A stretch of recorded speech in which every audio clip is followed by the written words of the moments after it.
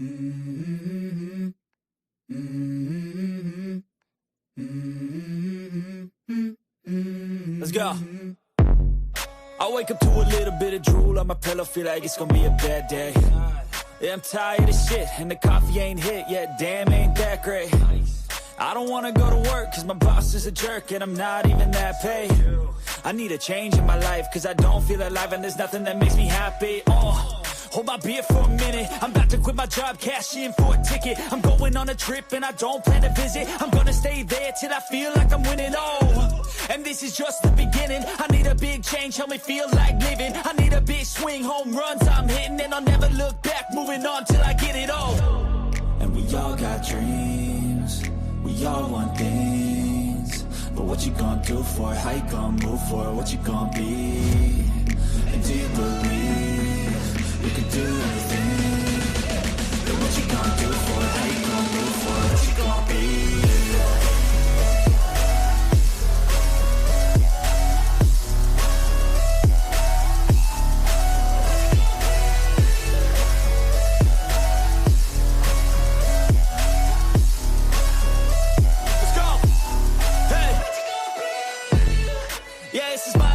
Strife, my right to fight, to die on.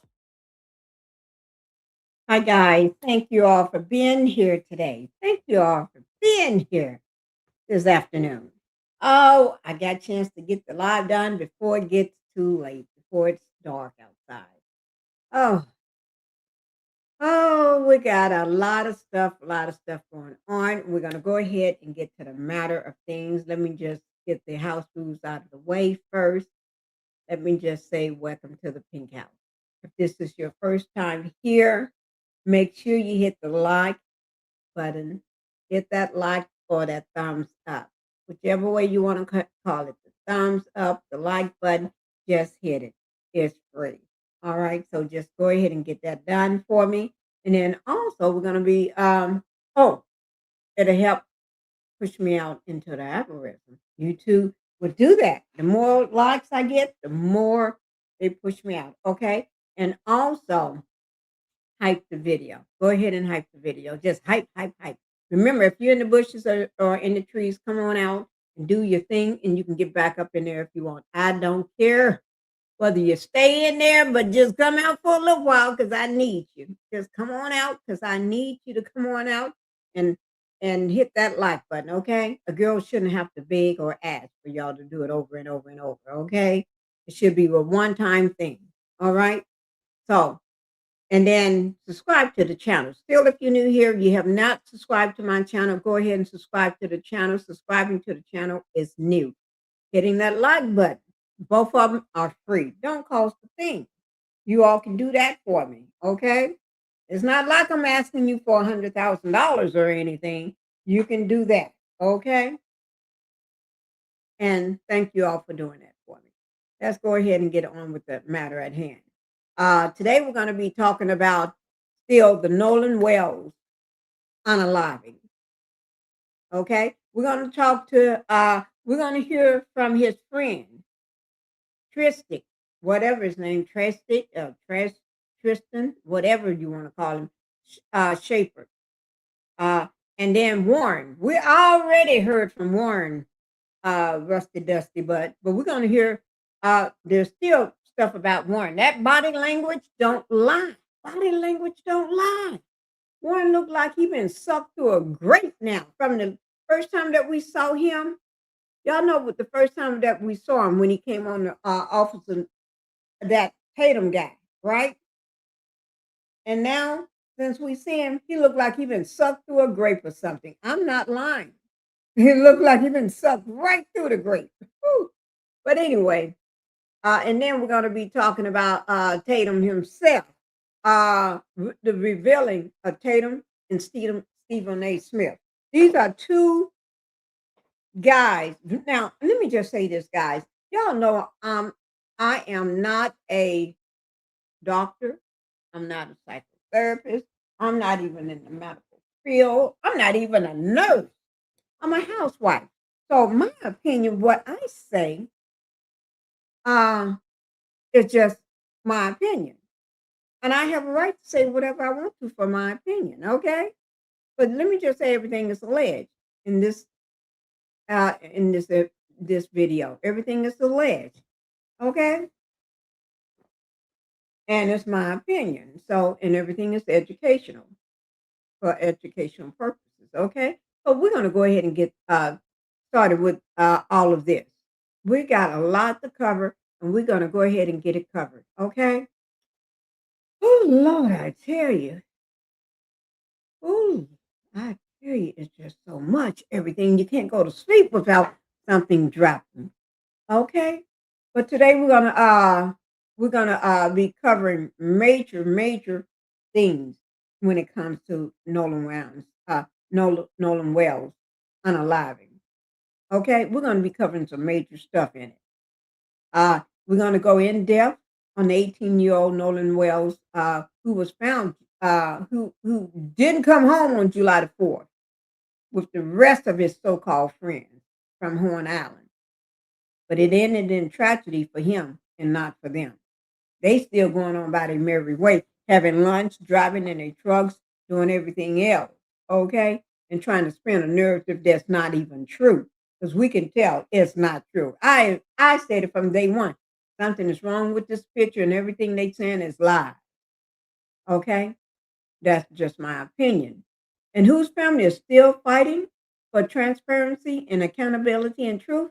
Whose family is that? Nolan Wells' family. His mother and his father are still fighting for it. Over the last week, the case has escalated dramatically. And the reason why the escalation on it, the Congressional Black Caucus, the NAACP, and the National Civil Rights Leaders are now demanding federal investigation. Okay, the family-led team, led by Ben Crump, has issued new letters accusing the district attorney of bad faith delays. Now, you know, if he don't even have to issue that letter. We already know what it is, but thank you, Ben Crump. Do your job. Do what you do best, okay? Especially around the forensic examination of Nolan's cell phone. They still trying to get that cell phone from Mama. Y'all ain't getting that cell phone. They can just shut up about it. You know, white people in Mississippi think they get what they want to get because they think every black person's afraid of them. Oh no, you didn't pick another. You better go find yourself another fight. Okay. But anyway, the cell phone is a key piece of evidence that the so-called friends returned from Horn Island while returning without Nolan. They get returned with the phone now, but they ain't got him with them. And they knew that. They knew that because they had to get that phone off the boat until some say it was in the truck, some say it was in the house. See, all these contradictory elements, okay? And then one going to be asking Miss Christina, have she heard from Nolan? How the hell can you say, get that to come out of your mouth when, of course, she haven't heard from Nolan? Because y'all got his phone, okay? A federal judge has revoked bond for an Ohio woman accused of making bomb threats connected to the case. One of these three people charged with threatening witnesses. And they ain't talking about witnesses on Christine and Elmo's side, people that's threatening their family. Oh no, they talking about people that threatening those so-called friends of his. Okay? And an independent autopsy has confirmed that many fears the case. Wait now. Let me just say this here. The cause and manner of Nolan's death remains undetermined. And foul play, like we all suspect, it cannot be ruled out. Mm-mm. They want to say, ain't nothing to see here, ain't nothing to see here. But ain't nothing to see here. Why y'all lowering up and acting a fool and on all these podcasts? Anybody attorney will tell you shut the F up, but not these not these boys, not these young men. Because their family is running the show. Their family is running the show. Okay, forget the attorneys. The family is running this. The attorneys are just mouthpieces. Okay, but this evening we're going to be breaking down every verified update and every letter, every demand, and every connection. Remember, connections. So you have the full picture of where this investigation stands right now. I want y'all to have a full picture of wherever it stands. Okay? Whew, Lord, I tell you, these people, you have to shake your head on them. Now, let me just say this with the new Crump letter that was dated August 17, demands immediate joint phone exam, challenging the DA's delays. They ain't saying you can. We're going to give the phone to you and you go off and do what you want to do, and then it comes up missing and y'all don't know where it's at. No, we ain't saying that. And then if you don't say that, oh, we ain't ever giving it back. Oh no, they ain't saying that. Okay, but the DA's late night letter at 11:51 p.m. demanding for August 14 delivery. Legal team calls it bad faith because they already had an agreement in place. Y'all know how white folks love to break rules. They break rules and think those rules don't matter to them. They just break them. Contract, no contract. You have your civil rights. Your rights. They don't care. They don't care. But you're going to care now. You're going to care now. Let's talk about that independent autopsy. The cause and the amount undetermined. Foul play not ruled out. Now, they also on the family side and being Crump. They want every part of that body that y'all didn't send to them. Y'all know what part? The lungs and the throat. They want that. And y'all were some shitty ass folks. I'm trying not to curse, but y'all some shitty ass folks in Mississippi, y'all authorities. Y'all want to send that body face down. I know what that means. People that's not from Mississippi don't understand. Oh, why would they know why? They did it. They did it. They sent that body face down. That's it. That's so y'all can. That's a signal. If y'all don't understand, that is a signal. That is a signal.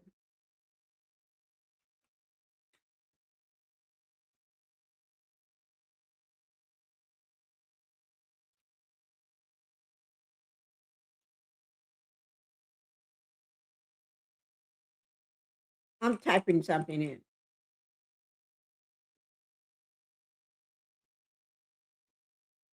Okay. I'm just trying to get something typed in right quick. Okay. I got it. But anyway, let me just go ahead and continue on. The CBC federal review demands the DOJ, FBI given 7 days to respond.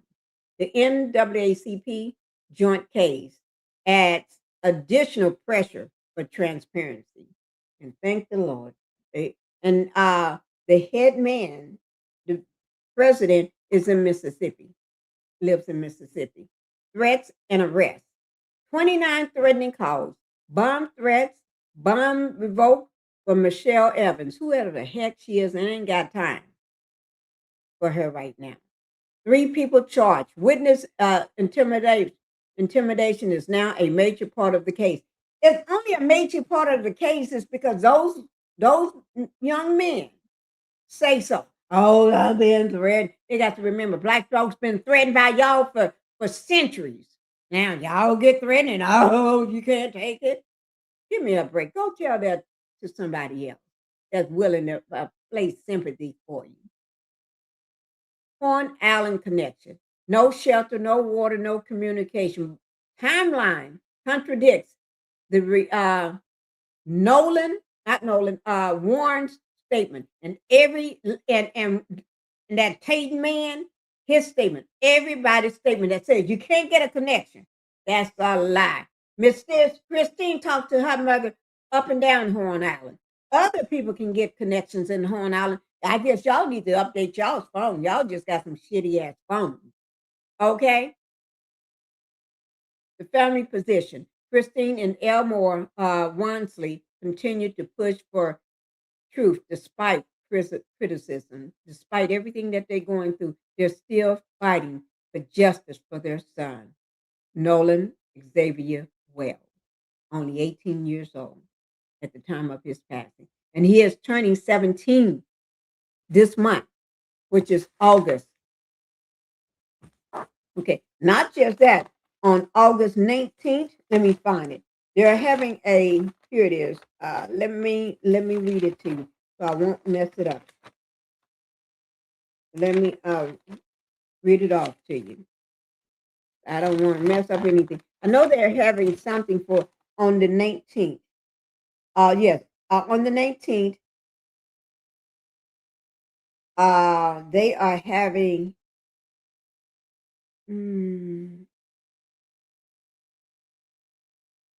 it's something they're having on the 19th. It's in regards to Nolan Wells. Okay. Virtual, I can't remember what it was, but it's on the 19th. That's coming up because today is just the 18th. Okay. So y'all make sure you're there. All right, for this. Now let's go ahead and get into everything. Okay. Let's go ahead and get into it.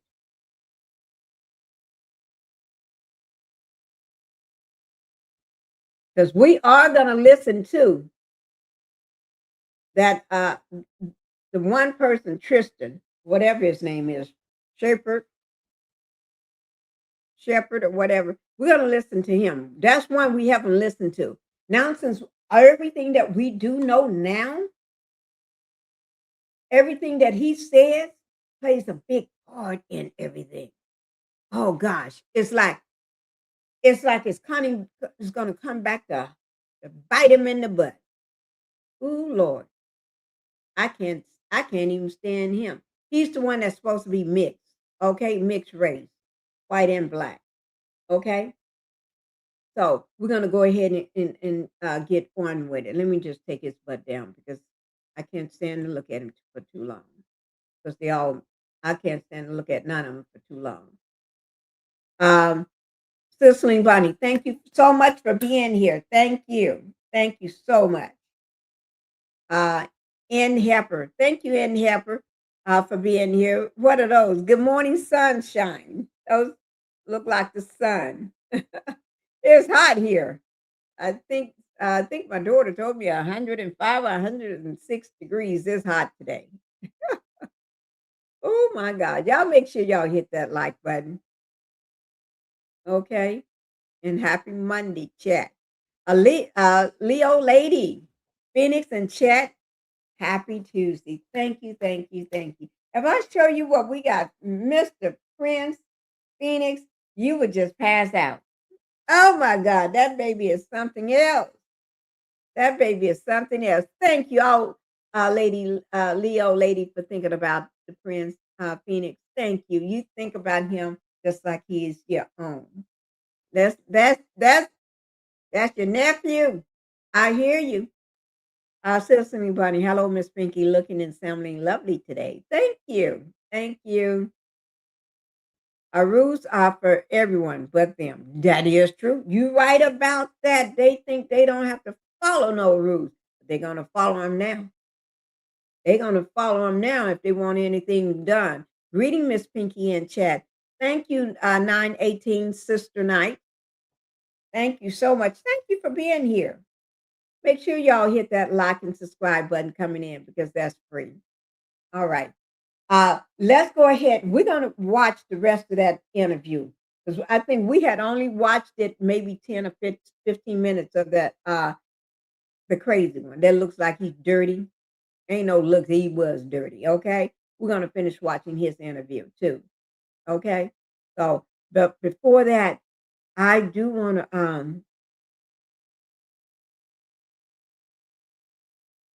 let me just play this here right here for y'all. Okay? Let me do this. And then after this, we're gonna listen to the ladies, two nurses that talks about how the body was delivered um, face down. That's a purity shame. Who the hell? Who the heck? And I'm trying to do like I did last night. I didn't curse at all last night. I mind my pews and my cues and everything. So I'm going to do the same thing tonight. Yes, I am. Okay, but tell you what, we're going to watch this short video here, and then we're going to get into the remember I had told you all we was going to I was going to play the two nurses that talked about how they delivered his body, and just got so much going on. I didn't have time, but I do have time right now. Did you get my Prince a golf cart kids version? No, I didn't get him a golf cart. As a matter of fact, we discussed that just a couple days ago. But I'm not going to get it for kids because Phoenix don't like nothing for kids. Anything you give him something for kids, he don't want it. If it ain't for real for grown folks, he don't fool with no kid stuff. I'm sorry, Lady Leo. He just he's just grown like that. He's just too much. It's just too much, Lady Leo. It's just too much. That's all. But we talked about getting a golf cart. We need one. We really do. Okay. Yeah, y'all can see that I watched this thing all the way to the end. I'm going to bring it all the way back. I watched this thing all the way to the end. Okay. So this is Nolan Wells' friend speaks out. 3 critical points. He's making, and make sure y'all go over to his page. I'll put his information down in the chat below my video. He brings up 3 critical points that we've been missing. And y'all pay attention. Guys, on the Nolan Wells case, we have 3 developments here, but one in particular that I think are going to be crucial in giving you the inside baseball. 30 years as a homicide prosecutor, criminal defense lawyer, ran a prosecutor's office, have really done investigations, presented thousands of cases before the grand jury. The 3 boys and their civil attorney. Remember last week we were talking about how they're lawyering up, kind of giving the connotation that they're trying to hide something? Quite the contrary. They went on a podcast again. This one was for about an hour long with this guy, Officer Tatum, Brandon Tatum. And I think that there's a lot to be said. I'm telling you the 3 things that I think you need to look at that no one's really looking at, but are speaking loud and clear. Now, I previously talked about the idea that during the grand jury presentation that there wasn't an arrest. There could have been an arrest, probable cause, an arrest warrant issued before going to the grand jury. That wasn't done. So that's tell number 1. I'm going to get down to the big one in a minute. That there has yet to be a finding of any foul play or homicide. Now, I understand there's issues that still need to be done with regard to this investigation, but the fact is, prosecutors have to prove beyond a reasonable doubt to 12 jurors that the case is a homicide. We know nothing about that. In fact, the independent medical examiner, while they're saying it's undetermined, didn't say they saw any kind of deformities, contusions, abrasions, any kind of defensive wounds, puncture wounds, any fractured bones, anything of that nature. There's some slight discoloration in the back of the neck, which could also occur post-mortem, but it's what we don't see that's important. So we don't see an arrest. We don't see any finding of homicide yet. And now the third and crucial point. The interviewing that they're allowing to happen. Guys, in this world, we all know as criminal defense lawyers, as prosecutors, even if you're innocent, you do not speak. There is a grand jury process that is underway here. So when you stand well, stand still. If you haven't been arrested, don't say anything that could possibly be used against you. But that's not what's happening. These kids are going on the offensive, and they're trying to go to the court of public opinion about defamation as opposed to worrying about a court of law. Look, behind the scenes, the lawyers know when you're a target of an investigation and when you're not a target of an investigation based upon the way the conversations are going on between you and the prosecutors. In fact, they have lawyers. These lawyers are with them when they're giving the statements. The lawyers aren't telling them not to speak. And one of the kids' mom is a judge, and yet they're still going out anyway. That speaks volumes to me. It's not what you see, it's what you're not seeing.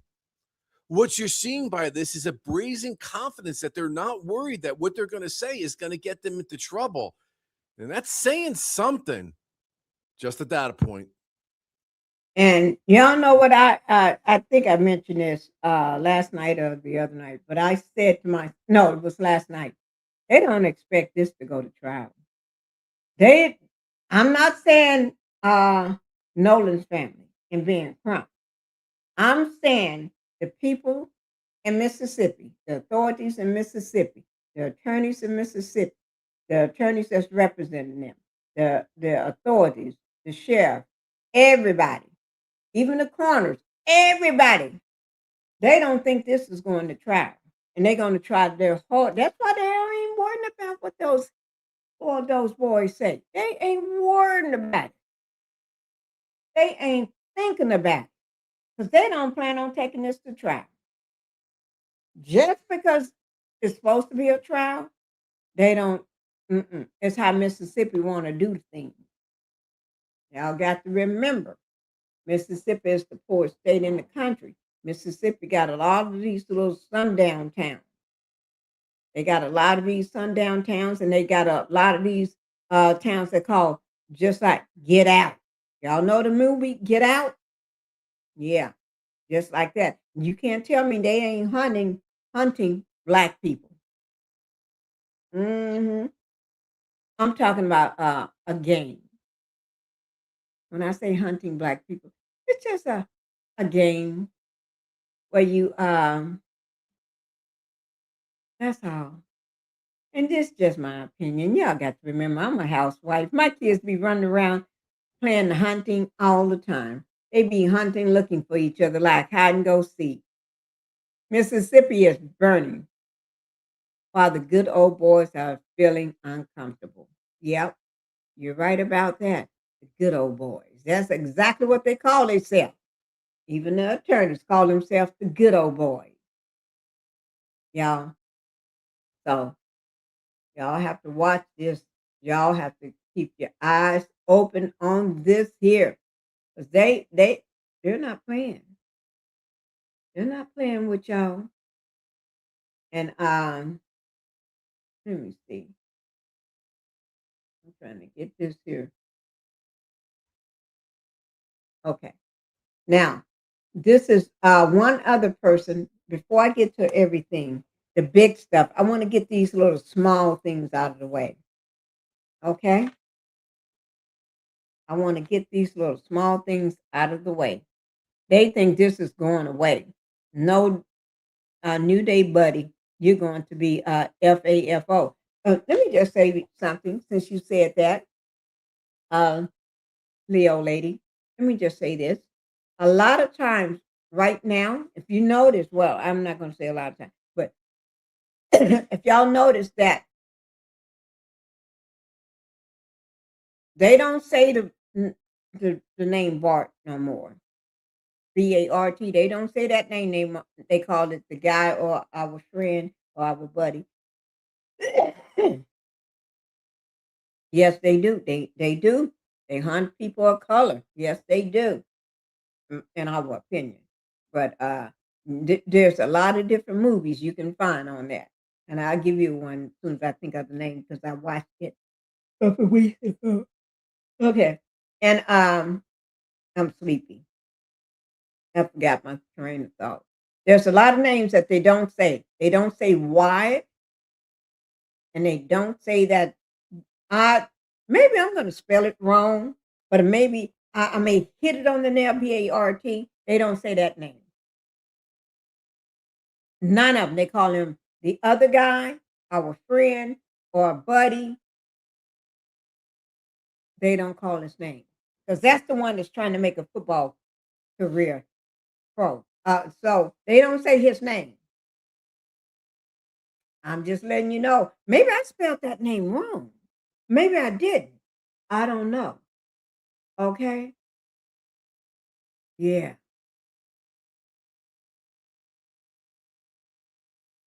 Y'all, I'm just a housewife, and I be trying to tell y'all that I'm just a housewife. Okay? I want y'all to watch this. This is 12 minutes and 53 seconds. Okay?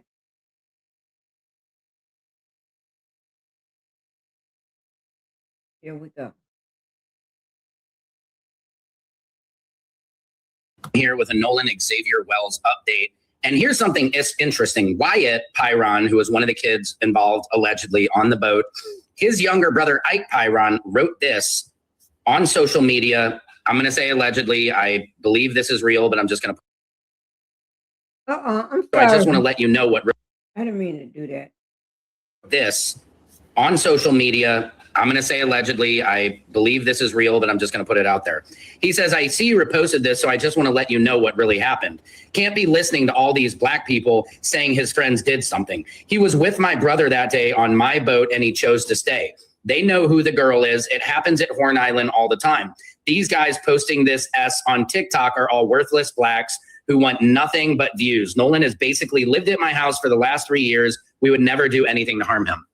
And here's what I hate about this whole situation is all these people in Mississippi are like, it's not about race. I only hear white people saying it's not about race. I haven't heard one black person, well, maybe Officer Tatum, I'm digressing, that said, it's not about race. It's not about race. Of course it is about race. And you know why? Because this guy just said all these worthless black people, right? He didn't say white people. He didn't call me out. He didn't call me worthless for trying to get justice for Nolan Xavier Wells. But then he goes on to say he's not racist because he basically lived at my house for 3 years. Just because you have black friends does not mean you're not racist. Attention. Let me say it again. Just because you have most likely a black friend does not mean you're not racist. Every single racist person always says, but I have a black friend. But can it work? Is like, I tolerate him. You know what I mean? And another thing, had it been a group of all black kids and one white kid who didn't come back and was killed, they would throw every single resource at the wall they could. And they would have arrested every single black kid.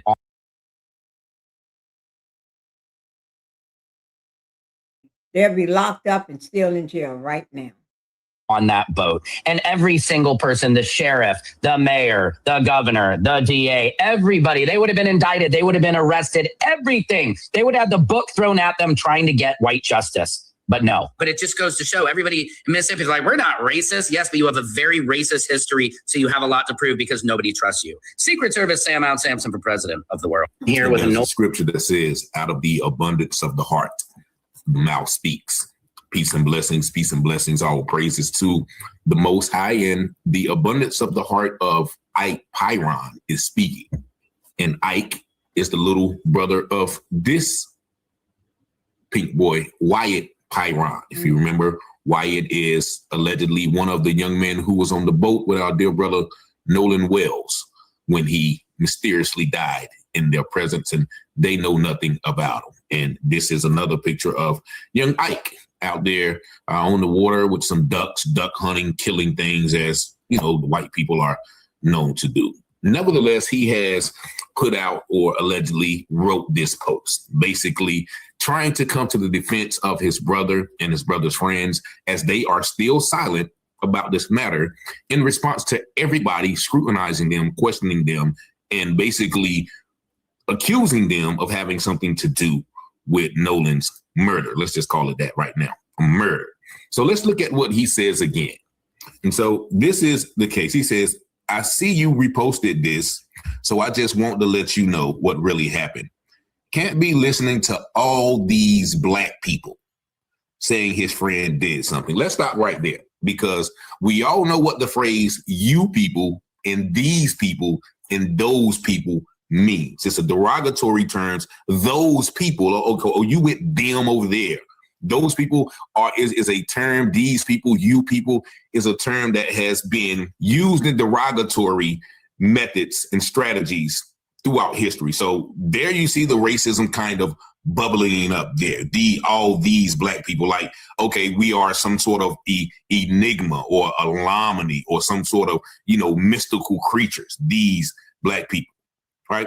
And so then he said he was with my brother that day on my boat, and he chose to say. Now, once again, there's that white privilege. He was with my brother. Now, this is allegedly the younger brother talking. So he has his own boat, right? So there's another white, privileged, rich kid talking about he was on, quote unquote, my boat, and he chose to stay, which has not been verified because, once again, Nolan Wells is not here to speak. And as my Jamaican brothers say, dead man tell no tales. Mm-hmm. And then he says, they know who the girl is. It happens at Horn all of the time. Now, what does that mean? What happens? Do black people go out with their white friends and get murdered? Mm-hmm. Does that happen all the time? What is he saying? What is the that, or what is the it that he's referring to? Now, this is where it gets real racist. These guys posting this SHIT on TikTok are all worthless blacks who want nothing but views. And the brother Secret Service Sam made a great point. Okay, well, there's a lot of white people posting about the suspiciousness and even outright accusing your brother and his friends of murder. So are they not worthless too? Or it's just the worthless blacks? Sometimes you have to realize what is not said to understand what is being said. All of these, there are several white Asians. Everybody's posting about the suspicious nature, accusatory post regarding these white boys who was on the boat with Nolan. But it's only the worthless blacks that he feels like he needs to reference.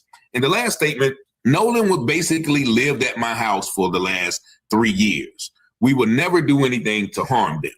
And let me look the young Ike Pyron allegedly in the face when I say this. Slaves live on the plantations with their masters right there in Mississippi for hundreds of years. And you know what those masters did? They harmed them. They brutalized them. They actually drowned them and fed them to alligators. Mm-hmm. So, my dear pink, unmelanated young specimen, you have to understand, just like the brother said, with the history of white people in America, not only white people in America, but white people the world over, all of the death, destruction, calamity, deceit, lies, robbery, scheming, finessing, y'all have done throughout the planet. When something like this happens, we have to automatically suspect something nefarious because this is who you have shown yourself to be. Just like one preacher said, until you show me a devil that is worse than the white man, then the white man is going to be his devil. And I have not seen any group of people on earth that has done much destruction to as many groups of people on the earth as the pink man. I would have to concur. But this racism is boiling over. They can't hide it. It has to come out. You see him once again. Let's show you a little bit more of his Facebook page. Allegedly, this is him. Ike Pyron has a lot of outdoors photos. Let's see him. Maybe is that the boat that he's talking about? And actually, if you look on the side, it says killer. Killer. Okay, so he has a lot of fish. He's a killer. That's what they said. He's out here just killing stuff. Thirst for blood. Mm-hmm. And he looks very soulless in that picture right there. So, yeah, this is the guy that says all the worthless blacks. I don't see any black people in your photos. So this is he right here. And we're going to stop sharing that. But, this is, once again, a case that has the nation has riveted the nation. And it is posts like this, which kind of lets you know that, yes, something probably did happen to our young brother, Nolan Wells. But y'all let me know what y'all think about this video in the comments. Y'all see the number 919-587-7782. Yeah. We all know something happened to Nolan. They pretending like it's not. They're pretending like nothing happened to Nolan. Oh, we all know. We all know something happened to Nolan. Okay? We all know. Nolan didn't just go out there and decide not to make it back on his own. Nolan went out there and they did something to him. They had to. Maybe Ike was the driver on the Palm Beach. I left Horn Island before Titan. It left Horn Island before the Titan in Tide Line on the 4th. It left before See there, Sister Knight? You never know what you're going to come up with. See there? Oh, my God. See, you never know. Before we get into that long video, because this is going to be a long video, so I want to let that video play to its entirety. On the other person that Tatum, the top tater, interview. Okay, so we're going to go ahead and let's get Stephen A. Smith out of the way. Stephen A. Smith and Todd Tater, the Todd Tater, out of the way. So we're going to get Stephen A. Smith. We're going to cover him, and we're going to cover the Todd Tater all at the same time. Because we're dealing with two narcissists. We're dealing with two people that sell out. We're dealing with two people that hate Black women. And that's just my opinion. It's all alleged on their part. Anybody, but it's my opinion. And y'all know I'm just a housewife. So I don't claim to be no doctor, no nurse, this or that. I'm a housewife. But this is my opinion. Okay? So we're going to go ahead and deal with the Tater Tot man and then Stephen A. Smith. Okay? So we're going to deal with them too right now. And the video is, oh Lord, D.L. Hughley this morning on Don Lemon, he just served up Stephen A. Smith on a platter. Oh, he got served up. Section 107 of the Copyright Act, fair use. We are researching. Thank you, Leo lady. Thank you. I'm going to keep pulling that up. Thank you. I am covered under Section 107 of the Copyright Act for fair use, and I am doing no more than researching on the case of Nolan Wells. Okay? And it's in my opinion. All right. Thank you. Thank you so much. I tell you, Lady Leo is on it. Okay. So let's go ahead and listen to y'all. We got to listen to these people. Okay. Y'all got to listen to these people. Okay. I'm sorry. I'm sorry to expose you to this, but we got to. Somebody got to. All right. Was on an island with his Black friends, all Black. And some white folks put on a camera that something must be suspicious because the one white boy is with all these Black dudes. And something may have happened. We know that people covering it up and everything because these kids Black. Man, we'd be pissed off on that. Ain't no way in the world I'd accept somebody saying, you gonna blame these Black boys for doing something to this kid just because they Black? That's insane. And that's what happened in this situation. If a white boy had been on that boat with 3 Black boys, we would have seen a very different. Where's your evidence? Give me a case. History. No history. You can say history can tell us everything. No.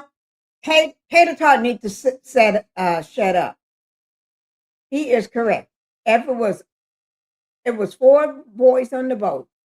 All was Black except for 1 white. It would have been a totally different case. Those 4 Black boys would have been hauled off that same day, that same night, the minute they got to where they was going. They'd be still in jail probably today. Cell phones taken, everything. Y'all been saying press conference all over the place. Major news outlet will be covering this like crazy. And Taylor can't understand this. The reason he can't understand it because it's not lining his pocket. And he have to spew the information that he's given by the people that he's working for as a coon. The white masters don't like it if he don't defend them and those white boys.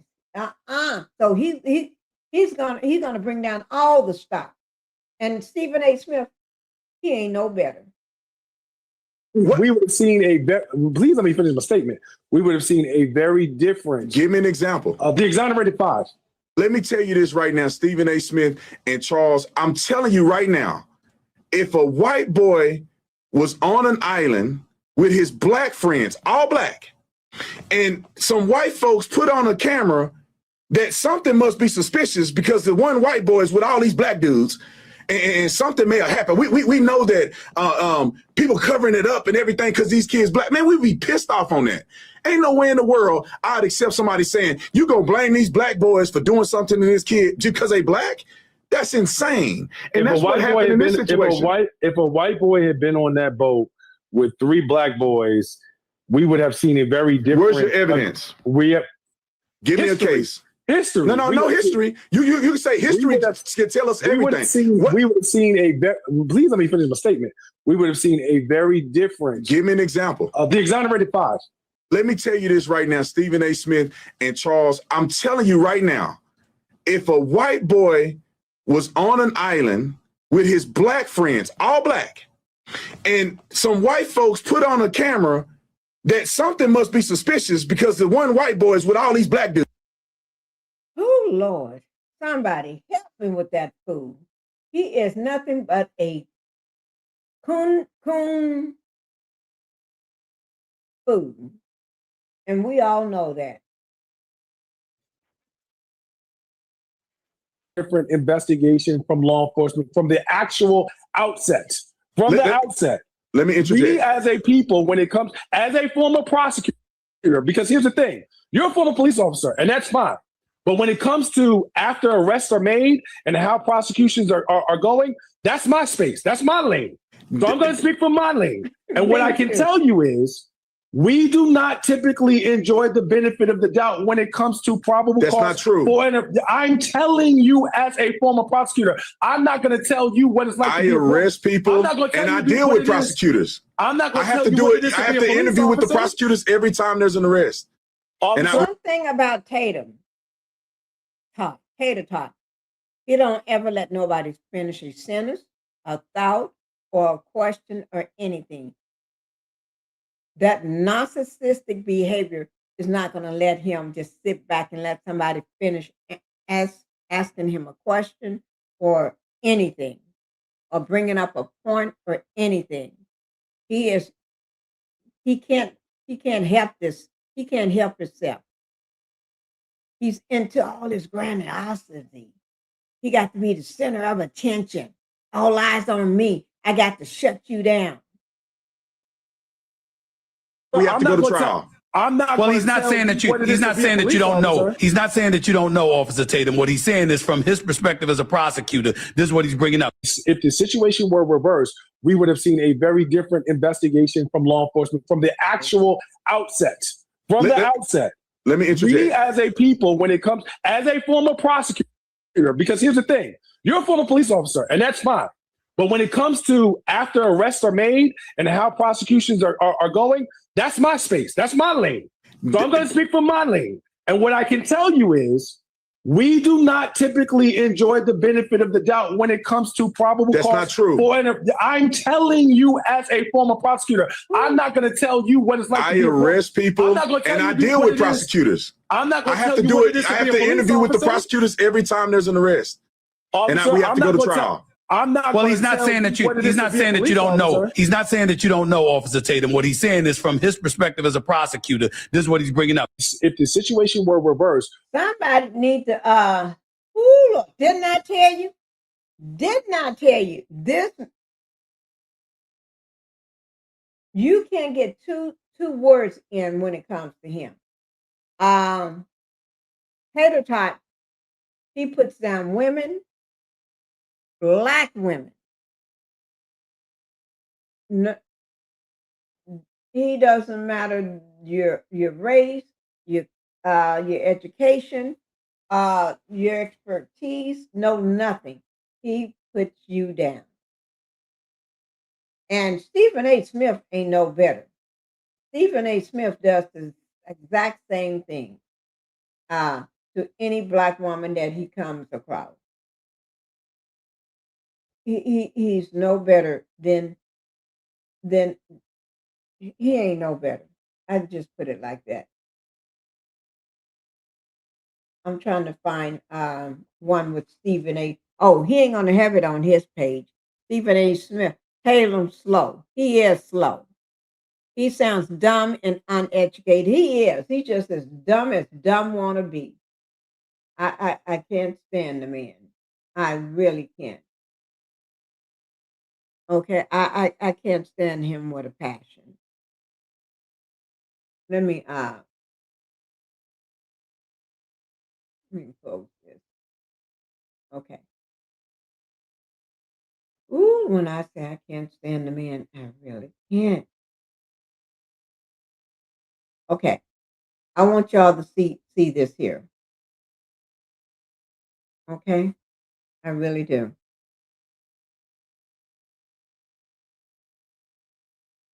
I can't.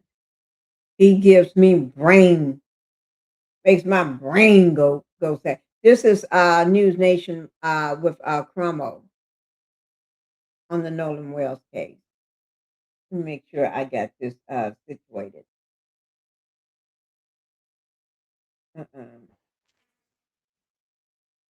Wait, just give me 1 second, guys. Let me just bring it down so I can fix it.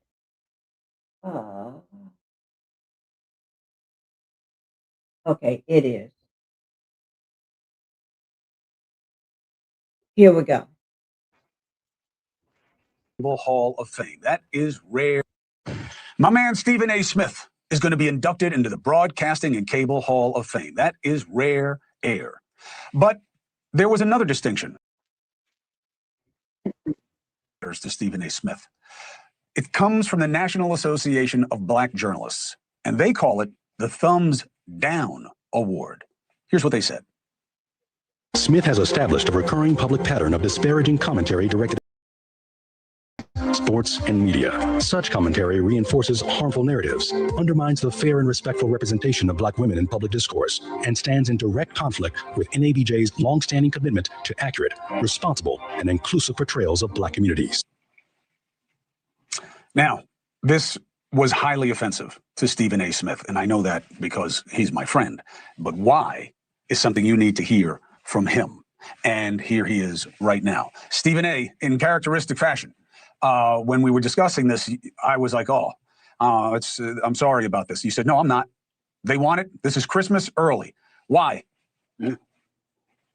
Because I think that, the organization has some issues. I mean, clearly it's amongst their leadership. This wasn't a decision that was reached by the collective board or what have you. You have a few people as members of the board that made a decision that, as far as I'm concerned, besmirched the entire organization. The NABJ has had its issues throughout the years, and we recognize that, and it's something that we've had challenges, and we fought, and the organization is supposedly in a better place. But you've got jealousy and issues of envy and things of that nature that have existed for far some time. But most importantly, the organization has had a strong political tilt. And if I was, as I said on my podcast today, I said if I had said this about a Black conservative female, what would have been the issue? Nobody would have said anything. So this has been politicized, no doubt about that, because I'm an independent. I'm a registered independent. I believe in calling balls and strikes and being as fair as I possibly can. And as a result, you have people within our community that if I'm not parroting our speech, then they've got a problem with that, as if we're all one monolithic group of one monolithic thinking and we think alike. That is not the case. And so that's something that I've always maintained. That's always something I've always spoken out about. And this is the latest example of that. I think where the offense really, really hit home was why. If you gave me a thumbs down because you don't like my political views from time to time, that's no problem. That's you're entitled to that. But to sit up there and to give me a thumbs down award 5 weeks before I'm to be inducted into the Hall of Fame, and I'm not a member of the Hall of Fame of your organization, and to accuse me of disparaging women. Well, let's go down the list, Chris. I disparaged Jasmine Crockett because I said it wasn't wise for her to go on air and curse out the president when you're representing 766,000 constituents in Texas. I said, where's that going to get you? How's that going to work for you in Texas? Did it work for her, Chris? I don't think it did. Tellerico, last time I checked, is the Democratic nominee for the United States Senate seat out of Texas. You've got Michelle Obama.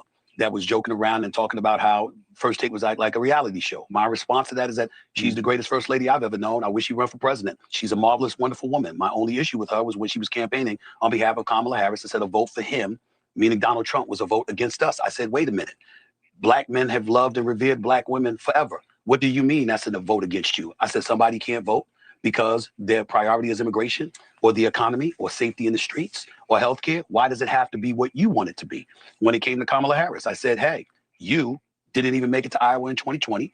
And in 2024, you bypassed the Democratic primary. You were gift wrapped at the Democratic nomination because of Joe Biden's performance in that June 27th debate in June of 2024. But they're valuing something else. They're valuing something else, Stephen A. They're valuing, you know, I had Senator Ron Johnson on the other day from Wisconsin, separate but related. And I was like, hey, how come you don't care about all this Arab money going into Trump's kids' pockets? He said, look, I wouldn't take it. I wouldn't let my sons take it. But look, you know, that's for you to pick out. This is a team sport. You don't investigate your own. Do you think this is an extension of that? That, you know, you are a black journalist. You are both of those things. But that in this day and age, you've got to pick a team, and your team would be black people, and you should not criticize them. Well, first of all, black folks criticize each other all the time, amongst family, amongst friends, or whatever. That's number one. Number two, it would matter to me more, Chris, if they said that. That's not what they said. They said I disparage black women. I was raised by black women. I have 2 daughters. I have 10 nieces. Stephen A. Smith, you have a history, a pattern of disparaging black women. It's been documented. You'll go on your podcast, you go on everybody's show, and you do the same thing. You call them names, you put them down, and you disparage them. You know, we don't care if you marrying a white woman. That ain't the problem. You marry who you want to marry, but you don't get the right to do what you're doing. And then when somebody call you out on it, you don't go to a black podcast or a black journalist and speak about it. You're going to go to the white man himself and bring it up. It's like, let me run over to him so I can go tell him why I said what I said and what I'm getting ready to call Christmas time on them. So you know. Why can't you go to somebody else? Why can't you go to somebody that's non-white to do your tell-tale on? Because you want their approval. That's what it is. You want their approval. That's what it is. And you know you ain't going to get nowhere else. You just a coon.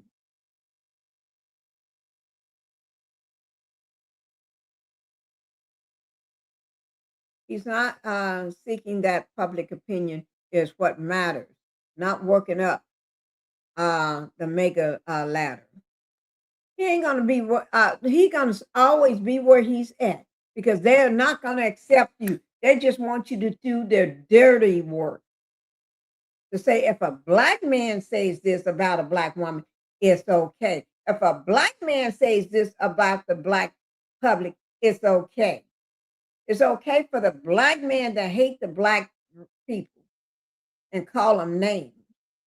But so it's okay. So they got to go get a black coon to do it for them. I'm not calling him a coon. I said they got to go get a black coon. Now, if the shoe fits, he can wear it. I have 4 older sisters. What the hell are they talking about? There's no truth whatsoever. I own my own production company and my own YouTube channel. I employ 6 black women. I have an accountant. I have a lawyer that are black women. I have big upped and promoted and supported black women all my life because they did it for me. So when you say that I am disparaging black women, you need to back that up. And as an organization, the NABJ failed to do so. If you want to engage in politics and you want to say, we don't like the political tilt that you have to your commentary, well, that's a worthy discussion for a journalistic organization. But you're a journalistic organization that's supposed to be foundation, based on fact. And that's supposed to be your foundation, that and objectivity. And you were neither objective nor factual because they were wrong with what they were saying. They did. That's just like saying I'm not a racist because I'm married to a white woman. I'm not a racist because I got a black friend. My best friend is black.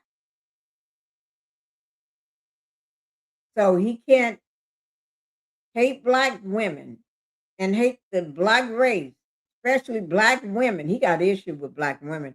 I don't know what it is, but he needs to go and lay on somebody's couch and find out. But he got an issue. Just because you hired a few black women or some black women, that don't mean you ain't putting them down too, because they may be getting it behind the scenes, but may be afraid to say so because people, it's known that people will work for people that puts them down and talks about them and everything else and abuse them. People have known to still be on their job. Didn't have any facts, and they clearly weren't objective. And that was my point. And to give me that thumbs down 5 weeks before I'm to be inducted into the Hall of Fame, and oh, by the way, a year removed from me taking a national television show like First Take for ESPN, back-to-back years in Chicago in 2024 and in Cleveland in 2025. Those years, both years, I took my show to the NABJ conference. Nobody, when have you seen a live national television show broadcasting live from a journalism convention? But that's what I did. Obviously, with the help of ESPN and the bosses like Dave Roberts and Burke Magnus and Jimmy Pitaro, they enabled that to happen. What are they talking about? This is not based in fact. And that's why I know for a fact that, you know what, you've got liberals out there that's in the ear of these people that facilitated them making this kind of position. And I'm calling them out for it because it makes no sense whatsoever. There's no truth to what they're claiming. And it's highly offensive. And I want the world to know that. Well, that's why I gave you a platform to do exactly that. Stephen A. Smith, I appreciate you. I wish it was a different discussion, but it's an important discussion for you to have right now. So we had it. And I'll talk to you again, and I'll talk to you often. Thank you for watching. Okay, y'all heard that. Y'all heard that. Now, one other thing I do want to go ahead and get to the matter of. Let me do this here right quick. I want to get to the matter of this.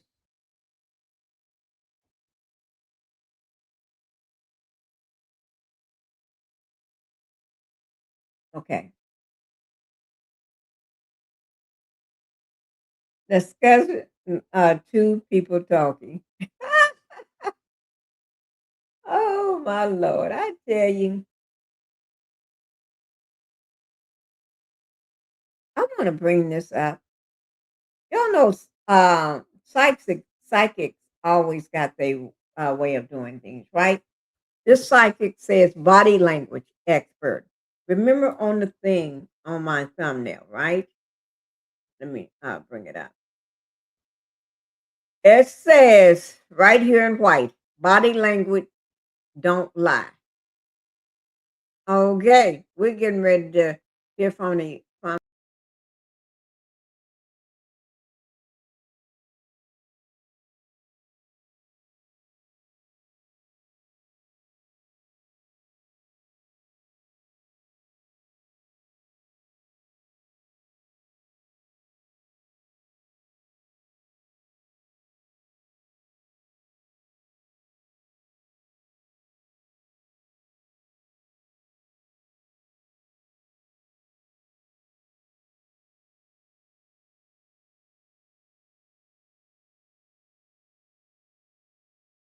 I'm sorry, guys. I had hit the wrong button. I wish I had Sloan to do this. Let me see, can I find Sloan? Because TMZ, they've gotten to be a little. Let me just see.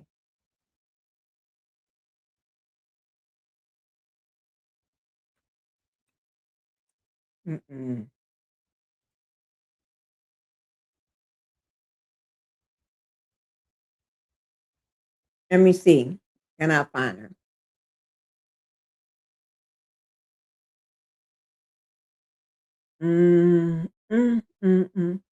For Sloan.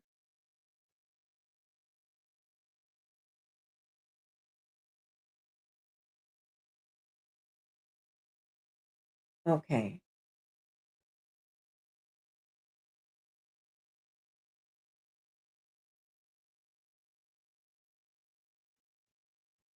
Just give me a link.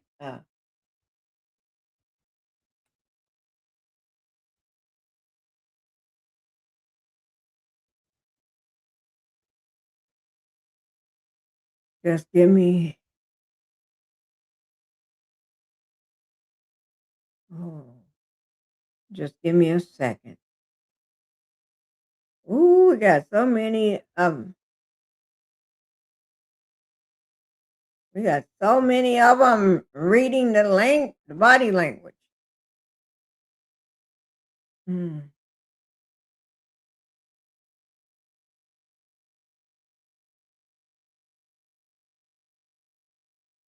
Oh, okay. We're going to come back to one of these experts because I got to pick one. Okay. This is the one with TMZ. I'll go ahead and show the one with TMZ. TMZ is big and came to the fact that they didn't pick sides on this, in my opinion. They helped pick sides. Their side to me is Nolan Wells did this. The boys are innocent. The boys, they call them the boys are innocent. Nolan Wells was a boy. Okay. Nolan Wells was a boy. Okay. So it says body language expert. Something happened with Nolan Wells' phone that Warren isn't telling us. Okay. And this is TMZ, through TMZ. Okay. So we're going to go ahead and listen to it. It's 4 minutes and 53 seconds. Y'all can see I was listening to a little of it. Here we go. There is going to be question around the phone. I'm just going to let you know that.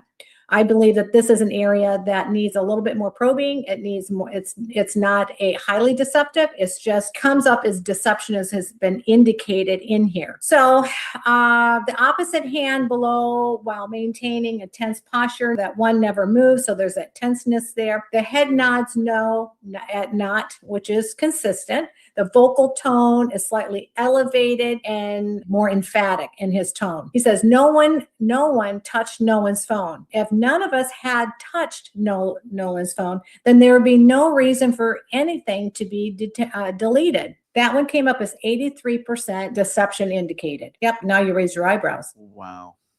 So he spoke in present tense. When he stated that was in present tense, not in past tense. And usually people, when they tell you the truth, they'll speak about an event that occurred, but in past tense, not in future tense. The verbal words, you listen to it, they slurred. There was a point there where all of a sudden he was asked what, he was kind of like smiling a little bit, and his words slurred. His fluent language, which he was able to do seamlessly, then all of a sudden he kind of went more rapid and his words kind of slurred together. That shows me cognitive load. That tells me this is a high stress area. So then you now connect that. See, I'm showing you now. I'm going to connect it to the phone because that's what we're talking about. We're not talking about all the other things. Now there's a deviation. Why is there deviation? We don't know. There's more questions that need to be answered there. So the vocal tone, you could actually even see like a little smirk kind of pop out. You can see him kind of like a little stress smirk will pop out, which was inconsistent with all of the other responses, but he was annoyed. And so this is like ridiculous, like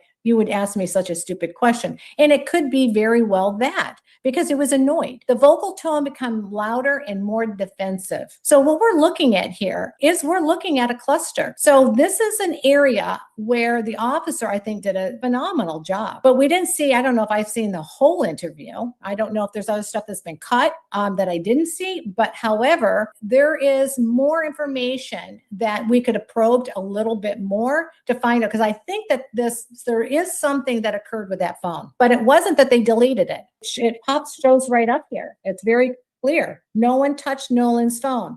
If none of us had touched Nolan's phone, then there would be no reason for anything to be deleted. It was before it was deleted, but you can also see that it's like if no one's touched the phone, then there would be no reason for someone to delete it. You didn't have to give that example. You could have just said, no one touched the phone. I didn't touch the phone. Nobody touched the phone. It would have been very simple. Doesn't mean that it has anything to do with his disappearance or foul play. And I want to make that super clear. But there may be something that occurred with that phone that he knows that he hasn't revealed. The mom acts like, or at least she portrayed on television, and the rumors are that you weren't really good friends with Nolan. Is that true or not? Absolutely not. I hung out with Nolan probably like 3 days a week. I mean, seriously, at least. Some days my friends want to hang out every single day, and Nolan was always there. So okay, these are what we call qualifying statements, right? He's trying to qualify his relationship with him. So, and it very well could be that he had a closer connection with him than his own mind. That's what he really had. But we don't know for sure if that is actually true, because I believe his mother said that she has never seen him or any of the friends to her home. We don't know why that is, why he wouldn't have brought friends over to his home. So anyway, he says absolutely not, but they are accompanied by explanations rather than simple denials. So there's a lot of no, then the head nod no, there's swallow, there's a stress response, and then he goes, you know, that one we were talking about says course not, and then his pitch lowers. That was the one that the clip we just saw right before that. There were multiple ones, but here's my overall conclusion. You want to hear what it is? Okay. What is it? What is it? I think mostly everything that he did, he was talking about, was truthful. I think it was mostly all truthful. I think there is something that occurred with that phone. I also think there was a lot of turmoil about him getting him on the boat. I think he was also ticked off that he would not get on the boat and everybody was doing it. It was with that girl, Katie. So he was annoyed. So it's like everybody's trying to get him in here. So he was trying to add emphasis to that wasn't just me asking. Everybody was asking. They're all trying to get him to get on the boat, right? So do I think there's foul play? No.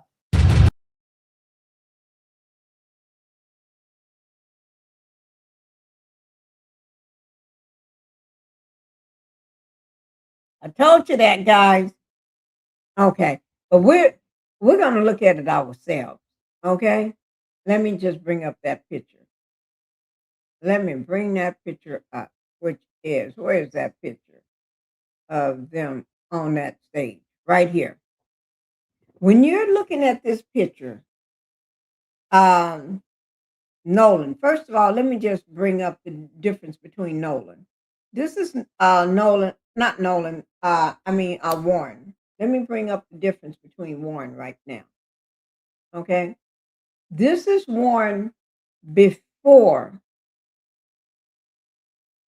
all the different interviews. This is what he looked like before. It ain't like he's cute or anything. It ain't like that at all. You look like old granddaddy face or mouth. Okay. But anyway, TMZ deflect definitely picked the white side, and the host doesn't seem happy with her findings about the phone. Nope. That's why I wanted to. Bella Sloan, that's her name, Bella Sloan. I think it's a Bella Sloan who I'm talking about, guys. The woman Bella Sloan. Let me just.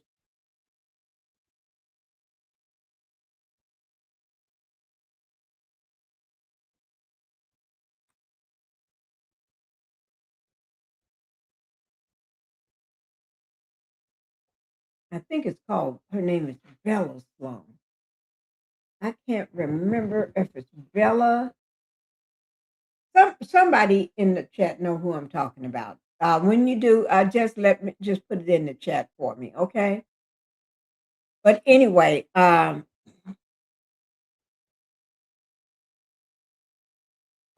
Nolan, not Nolan, on what's his name? Warren. This is Warren before, okay? And then you see Warren a few weeks later at the news conference that everybody was having together. Now, only ones y'all you don't see Wyatt there, and then you don't see that guy called BART. I'm not saying his name. That BART is trying to distance himself. Although we heard him all doing that audio tape. All doing that audio. Okay? During the entire audio, you hear his voice. Okay? But now you don't hear it at all. You don't hear his name.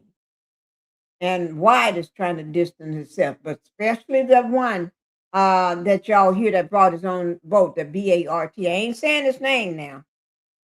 There's nobody else. They don't even say his name. But also, look at Warren now. Warren looked like he had lost 20 pounds. It's eating him up inside. Whatever happened to Nolan or whatever they did to Nolan, everybody is innocent until proven guilty in a court of law. But whatever happened is eating him up in the inside. Now, also, you see Jax, the guy in the middle. Every time Jax would start talking or saying something, Warren would give him the look like the demon. I'm going to get you, boy. Shut up. You know, Warren to me is nothing but the demon.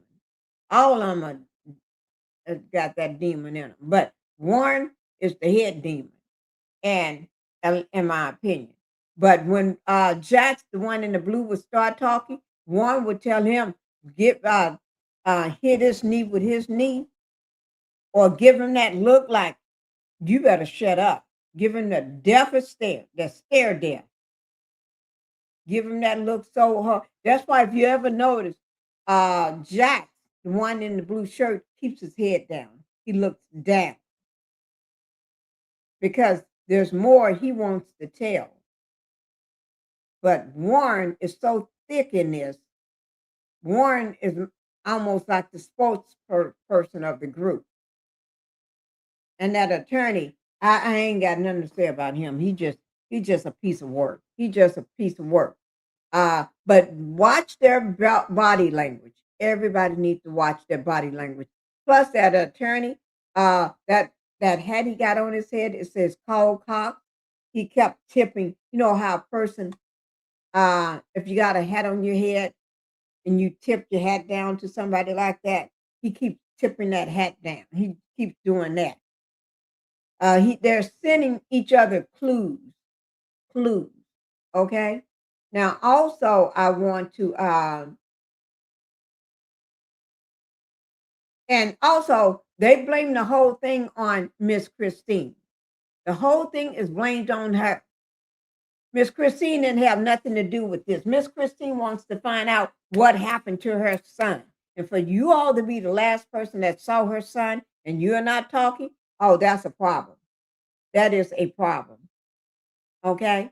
So let's go ahead and get over to this interview. Because remember, I told you that interview is going to tell y'all things. We only saw about maybe 10 or 15 minutes of this interview. And this interview is coming at a great time. This is Tatum podcast or show. Okay, interview. He's interviewing one of the other guys that looks so doggone dirty. Oh, my child, this child looks dirty. Now, we're not going to watch the whole thing. Okay, just listen to what he says. I'm going to just be quiet and let this play out. Okay, now I may have to stop it because it's hard for me to be quiet, but I'll do my best. Did you have anything to do with Nolan's death? No. Do you have personal knowledge of someone directly in your friend group having anything to do with Nolan's death?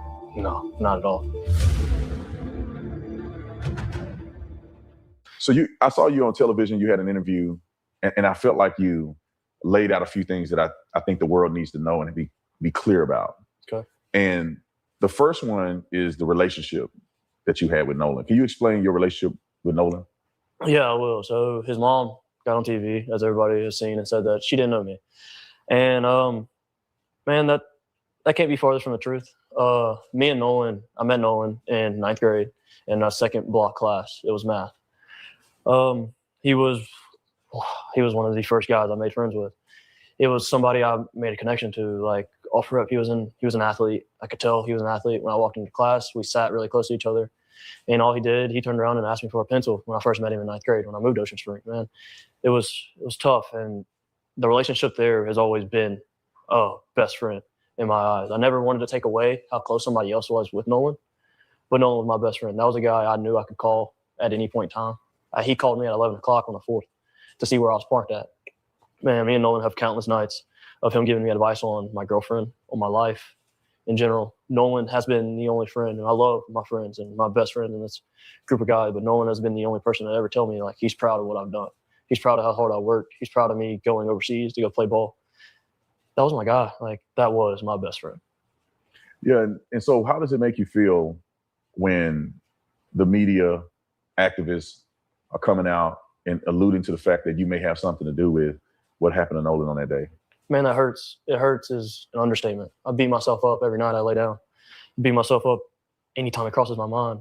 Because in my head, if I wasn't drinking, if I didn't get into that altercation, maybe I would be able to do something. Maybe I would have saw something. Maybe I would have told Nolan, hey, man, you're not going with that girl. Just come back with us. We're going back a little bit later. We can go meet up with the guys later. Maybe it just plays out different. And then the fact that they're going to play that is I'm already trying to mourn my friend's death as is, and I'm blaming myself for it. To put that in my head is a next level of hurt that can't be truly explained. Because it's hard to put into words. Generally, it's backstabbing from a sense of a community that I thought I had with my skin color, and they stay so strong together. And I'm supposed to be one of them, but I come up and I speak, and now I'm the person to blame. Now I'm not dark enough for them. I'm not black enough for them, and now I'm the issue. It doesn't make sense in my head. It doesn't make sense. Was Nolan? I mean, obviously you were in a friend group. He's not dark enough for them. He's not light enough for them, but he's the one to blame. Listen to what he said.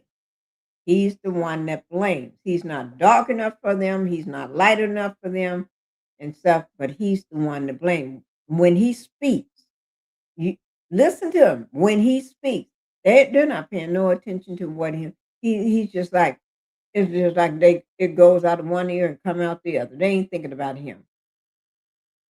You're not Nolan. You're not Nolan. Nolan was an athlete. Nolan was tall. Nolan was handsome. Nolan was built. Nolan had a presence about him. He was a peacemaker. Everybody loved Nolan. They wanted to cipher Nolan's energy. You don't have that kind of energy to cipher. I hate to say that, young man. You don't. And you're jealous.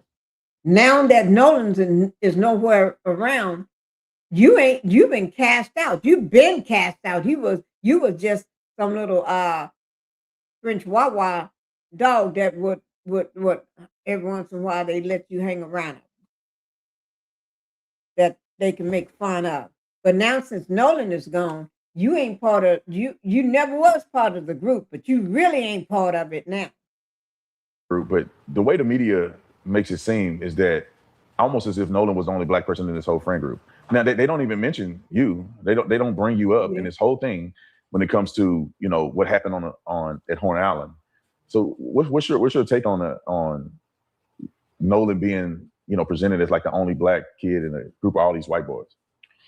That's crazy, man. I know we've spoken a little bit, but that friend group that I'm a part of to this day was the first friend group I was in when I moved to Ocean Springs as a new kid coming in. I never knew any of them. I'd known one kind of, sort of, back from grade school because we went to the same private school together.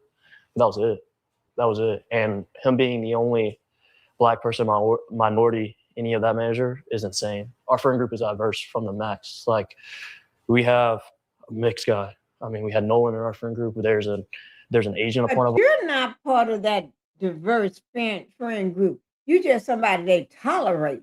You're not part of it. Our friend group, there's a Latino that they're trying to perceive as white. He's truly authentic Mexican. His parents are from Mexico. They came over legally and they did everything right, and he's been here since. It blows my mind because our friend group is not a friend group that sees race. Our friend group sees what good you do for other people, what good you bring, and how the type of person you truly are and where your morals lie. That's one thing in common. Me and my friends might not agree on everything, but our morals align. Our morals know. So for them to even make that narrative up really shows you have no idea what it's like down here on the coast. You have no idea how tight knit Ocean Springs as a community is. Tell us what it's like, since we have no idea. Tell us what it's like and stop beating around the bush. Yes. You don't understand it. You don't see the thousands of kids in the high school football stands cheering their team on. Nobody cares what color you are. We're there to have fun and to just live. And that's how Nolan lived. That's how I live now. I've grown up and I have more big boy stuff, but in high school, all I cared about was going to hang out with my guys. And I mean, on a personal level that leads off of it, is like, it got me in trouble with my girlfriend just because I want to be with the guys. I never once thought, man, they look at me different. Man, I'm kind of an outcast to them. No. All their moms have always welcomed me with open arms. Anytime I needed anything, I knew I could call them and their parents, and they would do anything in the world for me. So with Crump punching this narrative, it's wrong. You contradict yourself in the very beginning. You did. You said they'll do anything for you, their parents or them would do anything for you. But Nolan was the golden child in the group.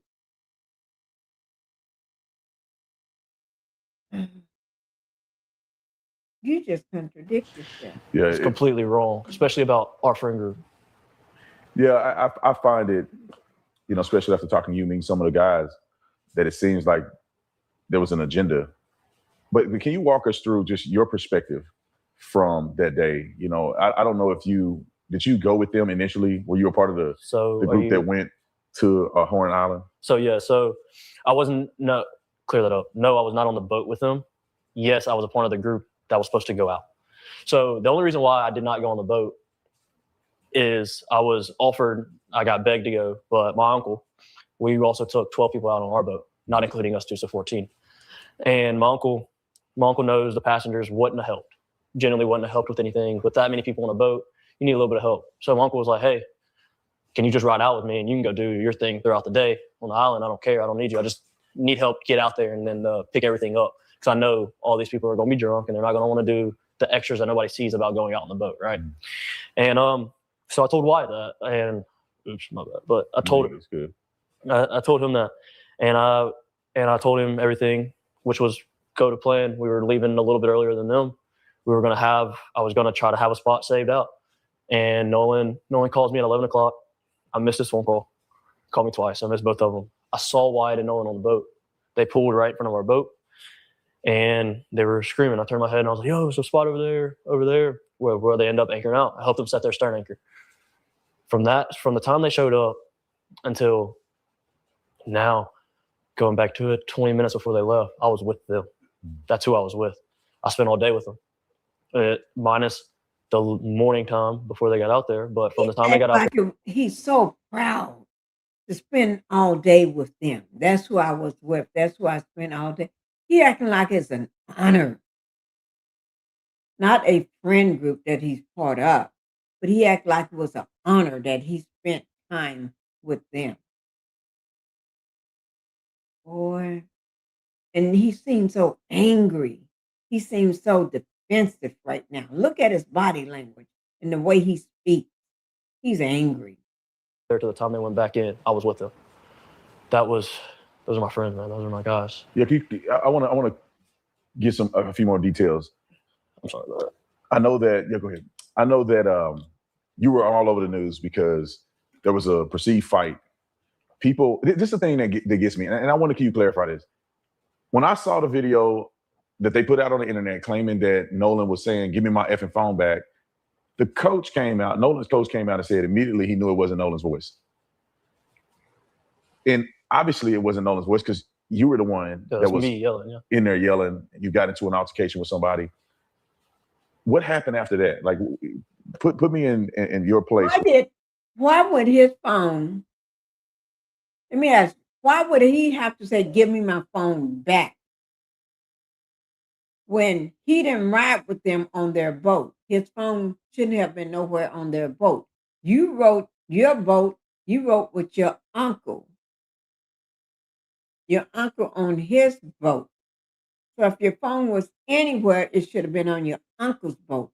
So why did you have to fight and yell and stuff, "Give me my phone back"? Why is it they have a habit of taking people's phones? So I don't understand that. Where the fight is over, whatever happened. Nolan is somewhere, you're somewhere, you're hanging out. And when was the last time you saw Nolan before you left Horn Island? So after the fight, I didn't stay on Horn Island much longer. So the objective, so I was really upset. So with you hear me yelling, my uncle had told me to get on the boat and wouldn't let me back off the boat. Obviously, I was really mad and I wanted to fight. So when was the last time they have a habit of deflecting? Just like you, Tatum, Tater Tot, you have a habit of deflecting when somebody asks you a direct question. He just did not answer that question. You asked him a direct question, and he went around the world talking about everything else but what you just asked him. Wanted to get off, what wasn't smart, man. And so I was on the boat, I'm yelling, and shortly after that, I left the island. I left probably 30 to 45 minutes after I got into a fight. We started to pack up and left because I was so you left the island around that time, but when was the last time that you saw Nolan? That was the question. So as Javon mentions, that they were ready to get me back to land because I was really mad. I was genuinely really mad. But the last time I saw Nolan, I was walking to the boat. This was before the fight. It's me and my old lady. We had just got out of a group of people. Nolan was walking towards Wyatt's boat. I was walking in the opposite direction towards my boat. And I dabbed Nolan up. I made a slick comment about something, actually about the girl that he was with. I made a slick comment to him, us joking around, and I kept going. And not even 10 minutes after that is when I got into a fight. Last thing I told Nolan was, all right, buddy, I love you. See you later. And I'm glad I said it. I had been under the influence a little bit, and that's probably why I did say it at the time, just, getting all lovey-dovey, but I'm at peace. I said it. I'm glad I said it. That was my last encounter with Nolan. Just telling him I love him. Did you have any, so you leave the island, did you have any encounters or association with these phones, with the keys? Did you have any connection to any of that? I did not. So what I know, I got my first phone call from Warren at about 9:20. I didn't answer it. I was asleep. I'd been on the boat all day. I didn't feel like going to party anymore. I went to bed. So I got my first phone call about 9:20. And I didn't wake up again until a little after 11 o'clock.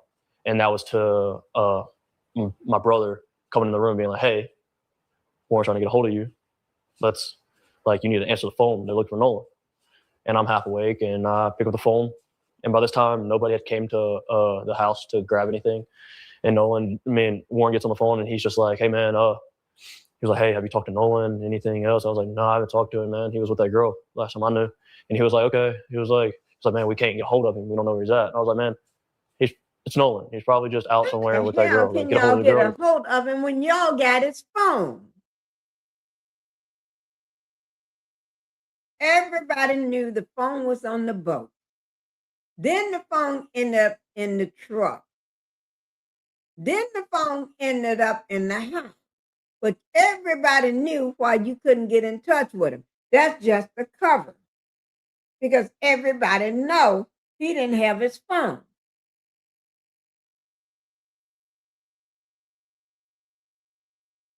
What's the slick moment he made to Nolan and about with what girl?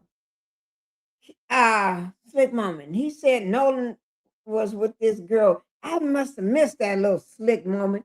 It'll come back. Tell me what that slick moment was. Thank you for catching that, Sister Night. Probably thought Nolan. It's no big deal. And he was like, all right. He was like, but we're starting to freak out. We're getting on the phone with Coast Guard. I was like, okay. And at that time, he had already talked to his mom, Nolan's mom. And he was getting on the phone with the Coast Guard. And I need to be specific about this. I did not call Warren's phone. I called another one of our buddies' phone, and it was on speakerphone. They were all together. I was talking on my other buddy's phone, talking to Warren. He was dialing Coast Guard because he hung up the phone and was like, hey, this is them, bye, and hung up the phone. And that was the last time I talked to him until the next morning when we all decided Well, when I woke up about 7 o'clock that morning, we had all decided that we were going to go out on the boat and go look for Nolan. Wyatt had already had his boat still in the water. We took that boat out. The next morning, y'all all went out to lunch. I don't know about you, but the rest of them, I mean breakfast, they all went out to breakfast the next morning. Okay? They probably told you something different, or you lying. And So that's Sunday morning. Sunday morning on the 6th, the 5th? So it's Saturday the 4th was the 4th of July. Mm-hmm. The 5th was Sunday. We were on the water from 9:45 to 11:50, 12 o'clock era, about lunchtime. Mm-hmm. While we were on the water, we talked to a rescue guy, and he told us to get off the water and said that they kind of had the island and the water under control. That's the professionals, man. Yeah. They told us to get on social media and find out any information we can. And by that time, we had already talked to a good amount of people out there. So it just made sense. No. Didn't I tell y'all this is a good idea that we had already seen and heard and took witness to all of the crap that they've been spewing out of their mouth? Now, he said something totally different. Totally different. Okay, let's go back and look at that. Okay, now they're trying to find Nolan. He said they were all got together and tried to find Nolan. No, when they woke up, they went out to eat that morning. Where's the 5th on Sunday? From 9:45 to 11. 9:45 to 11. It was out there from 9:45 to 11. 50, 12 o'clock era, about lunchtime. While we were on the water, we talked to a rescue guy, and he told us to get off the water and said that they kind of had the island and the water under control. That's the professionals, man. Yeah.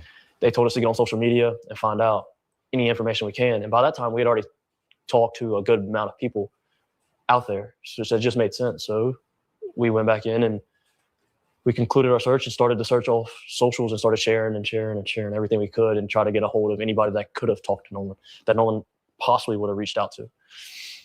And that led into the night. It led all night long. I didn't sleep at all Sunday. Monday, I was up at 5 a.m. I was putting fuel in our boat at 6. I got told that we were taking out another boat to Chandelier at 7. So I put my boat back on the lift, and I went to McDonald's, and then I got the news after I left McDonald's that his body was found. So it was already a plan that we were going and searching and trying to do everything we possibly can. And that's all I wanted to do. Is I wasn't there to help him out in his last minutes, but now I feel like as a friend and as one of my guys, man, I do everything in my power to help now. And that's why I have reached out to the family. I have donated to the family, and I have giving them just your normal death gifts, I would say, as you pay your respects. And do you think Benjamin Crump being involved in this case made it better or worse? 100,000% worse. Because so why? Y'all expecting the Knowles family, not the Knowles family, Nolan Wells family, not to have an attorney, because the Ledbetter and the coroner's office and the people and the mayor and everything going to take care of everything for you. No need to get an attorney, because he's coming in shaking y'all up. He's shaking the tree. He's shaking it up, letting you know this ain't going to be run the way y'all run all the cases involving Black people in Mississippi. I'm going to shake that damn tree. Tuesday, after where has your civil rights been broken? Where has it been shown? You brought Benjamin Crump to stir up a community that's already tight-knit. That's a lie. Yeah, we might not be best friends with everybody, but I promise, if you're talking about Ocean Springs as a whole, Ocean Springs is going to have Ocean Springs back 110%. We back each other. everybody I've seen, we back each other. And for them to push this narrative and really push it just shows me is like, you have no idea who you're dealing with or who you're messing with. And I think he's taking the grieving parents and manipulating and turning this and making it sound all bad, because it's nothing like that at all. No. Have you gotten death threats? Or, you know, because I know that the other young men that I spoke to about this, especially the white young men, they're getting all kind of death threats. They're being accused of killing Nolan. Did you get the same backlash and threats that some of those guys have gotten?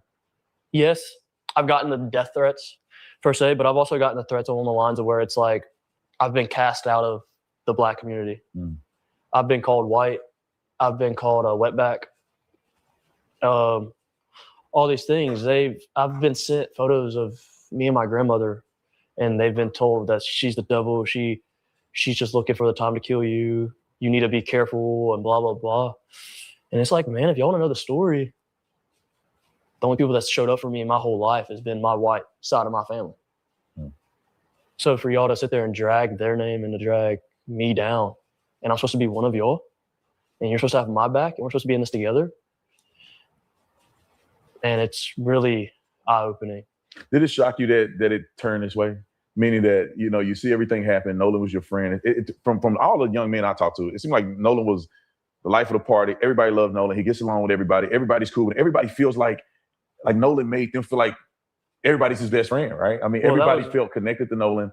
Were you shocked that it turned like this? I mean, where this community was tight-knit, Nolan's friend group was tight. He ends up losing his life in an unfortunate situation, which nobody knows exactly what happened. Did it shock you that it turned into some racial thing? Yes, racial, I do agree. Now, it going famous or going viral, that part didn't shock me. Thinking about it and being honest, like, that's not a surprise because everybody did love Nolan. Especially around here, everybody loved Nolan. So for people to repost that, they know Nolan. I mean, they know he did not have one hateful thing in his heart.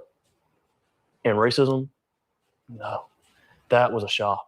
That was a complete shock from his mom and from his stepdad. Like, that's a shock. That's an utter shock because it's like, first off, I don't know how to word this. Nolan wasn't fully Black. Nolan's mixed.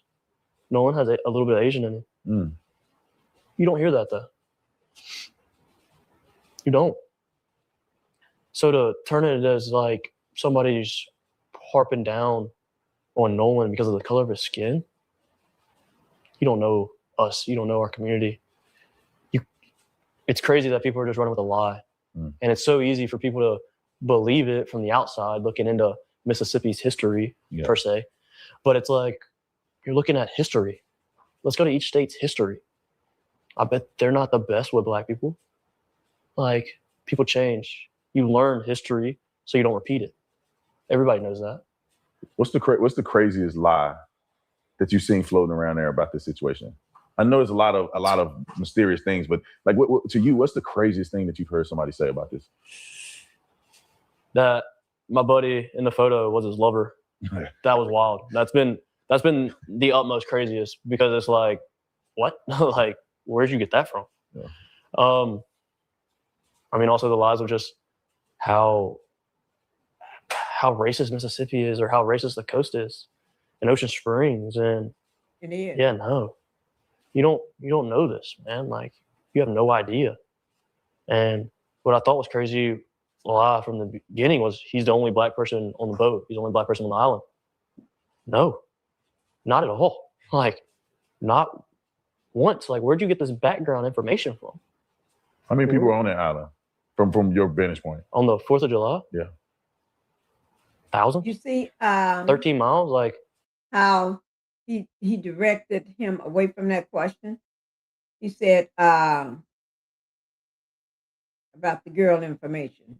Racist Mississippi is or how racist the coast is in Ocean Springs. And yeah, no. Listen to it. You don't know this, man. Like, you have no idea. And what I thought was crazy lie from the beginning was he's the only Black person on the boat. He's the only Black person on the island. No, not at all. Like, not once. Like, where'd you get this background information from? How many people are on that island from your vantage point? On the 4th of July? Yeah. Thousands? 13 miles? Like, I mean, you're talking hundreds and hundreds of boats that are carrying minimum 4 to 8, 9 people. Like, I'm talking like on the lower end, and we're talking about smaller vessels here.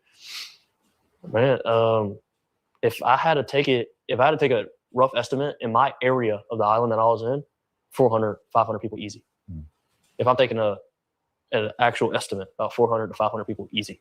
In our group, in the group of, I would say, young adults that were in the group of Nolan Wells, 100, 150, 200 people. So the idea that Nolan went out with 4 white boys and they took him to a deserted island and he was allegedly last seen with a girl and they just abandoned him. What do you say to that? That's no. From the time they left, including myself, and also when I left the island, I could have named 50 people I really trust behind the helm of a boat that Nolan knew, that he could go talk to. Even if he was left, there was tons and tons of people out there. There was 10 boats that camped out at Horn Island. I know a boat that didn't leave Horn Island until 8 o'clock that night. Nobody would have ever seen, take that back, nobody would have ever left somebody on Horn Island. That's a place of everybody loves to go and hang out. That's their peace. Nobody wants to see anybody out there, especially in the boating community. And I can speak on that, like, genuinely. I grew up in it. That's absurd. It's absurd. So can you help me understand the fight a little better? Because I interviewed Warren, who's your friend, and he had made mention that his brother was involved in the fight. So can you explain who actually started fighting, and were you fighting his brother or were you fighting somebody else? Like, how did that happen? And I can see now, especially, it's all been blown out of proportion. But so originally, I'll go back a couple steps. Me and my girlfriend, I wouldn't even call it an argument. She was upset that I lost the lid to her koozie. I dropped it in the water. Generally speaking, that's how it started. And I dropped her new koozie in the water. And so she started let me hear it, and basically told me I was paying for it. And she was really upset with me and mad about it. And I needed to kind of sober up a little bit. And so we're walking back. And during that time, this guy that I'm not friends with, I know of him. I don't know him. I didn't even recognize him when I got in an original fight. He butted himself into my conversation and basically was telling me how I needed to handle or address the situation with my girlfriend. And man, we weren't even yelling at each other. We weren't arguing. It was more along the lines of, I literally told her, I was like, man, I just want a beer. And she was like, well, go get one, blah, blah, blah. Well, when I said that, she ducked her head underwater, and he had walked up and he told me that I needed to watch how I talked to my girlfriend. And I looked at him and I told him, I was like, this has nothing to do with you. We're good. This has nothing to do with you.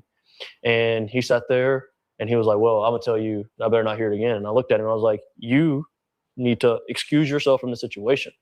And after I came out, he swung. He threw the first punch. And we went back and forth. I remember at one point in time, I look over and I see my uncle, and my uncle's yelling at me to get in the boat. I stopped fighting. As soon as me and him made eye contact, I got in the boat, I'm sorry. And I listened to my uncle. And what was Warren's brother involvement in this? And so I was getting there. So when I'm on the boat and they're trying to cool me down, I'm trying to get back off the boat. So I see the crowd forming up on the island. Well, my little brother and Carter are like really good friends, like best friends, I would say. He's over at our house all the time. Carter heard him still talking crap as he's getting out of the water, and I'm on the boat, and the situation is like done and over with, right?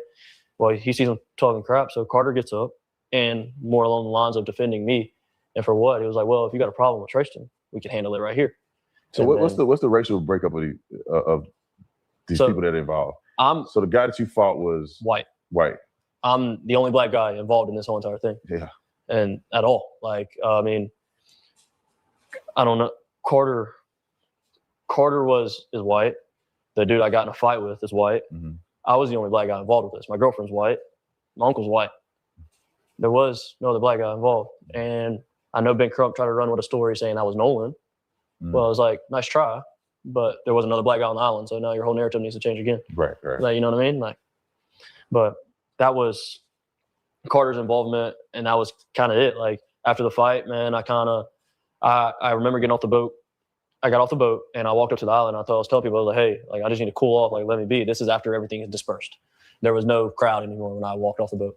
And I was like, let me be. Well, again, my uncle yelled at me and I was like, I don't care what you're doing. Get back on the boat. We're leaving. So I got back on the boat and we left shortly after that. And well, at least I know you from the interviews that you've done. Some of the other boys haven't spoken out at all. Yeah. You've had a chance to use your voice to put the truth out there. You did an interview with, I think, ABC. And you also did an interview with the Rolling Stones. That was my first interview, with Rolling Stones. The first interview was Rolling Stones, then ABC? And then ABC, yes. Now, from what you told me before this interview is that the Rolling Stones gave you a very fair interview. It seemed like the young lady who interviewed you articulated very clearly what you told her with no fluff, no nothing added. And she cared. Articulated. Why, when it had to be a young lady, he have to say she articulated very well. But when he said Rolling Stones, he didn't say nothing like that. I need to see whether that is a black girl, because white people love, and he's a token, one of them token ones, right? Love to say black people or a black woman articulated very well, or even men, when white people describing any black person. And he does it with women. Now, he just spoke of Rolling Stone, and he didn't have to put that in there. But when he brought up the woman, he made sure he say that. So I'm going to, while they're talking, I'm going to pull this up and see whether there was a black woman that interviewed She really him did care, and or not. she made sure that what she was telling was the complete truth behind everything, with me, with my uncle, and then also fact checking on her side as being in media. And it all aligned, man. And when they came out with that, it was really genuine. When I felt that, it brought me to tears, because it was like, that's the truth. That's exactly how it needed to be worded. And I appreciated her. I appreciated her a lot. And we took her out to Horn Island this morning to do another little bit. But she's done well, and that's the truth. Her story is nothing but the truth. Now, ABC, on the other hand, did they treat you fairly, or how did they go? So I don't want to say they treated me unfairly. The quotes that he used in the article, he did ask me for my permission on it. And I gave it to him to an extent. I changed up some stuff, and that he initially didn't change when he came out with it. And then the voice recording, that's really what gets me, because that's what the main people are listening to, right? They're not going in and reading in depth in the article and really seeing everything. They're just going off of, well, what's on TV, because people don't like to read these days. But how they made that and cut a lot of my voice sounded horrible. Sounded bad. I didn't like it. I didn't like that side of it, but it already aired, so what was I going to do, really? And at one point, I could have sworn you said that you didn't feel comfortable doing an interview on camera. Yes. And did you do that because you didn't want to be visibly promoted on television, or what? How did that? So the side of that, and I didn't want to be on camera for two main reasons. I never wanted to do an interview and get famous. I never wanted any attention, per se, famous attention. Well, he did several interviews.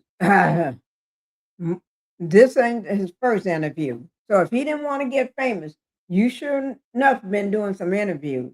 Okay? You have. I don't care about the negative side of it. I'm doing what I think is right. I never wanted any positive attention, let's say.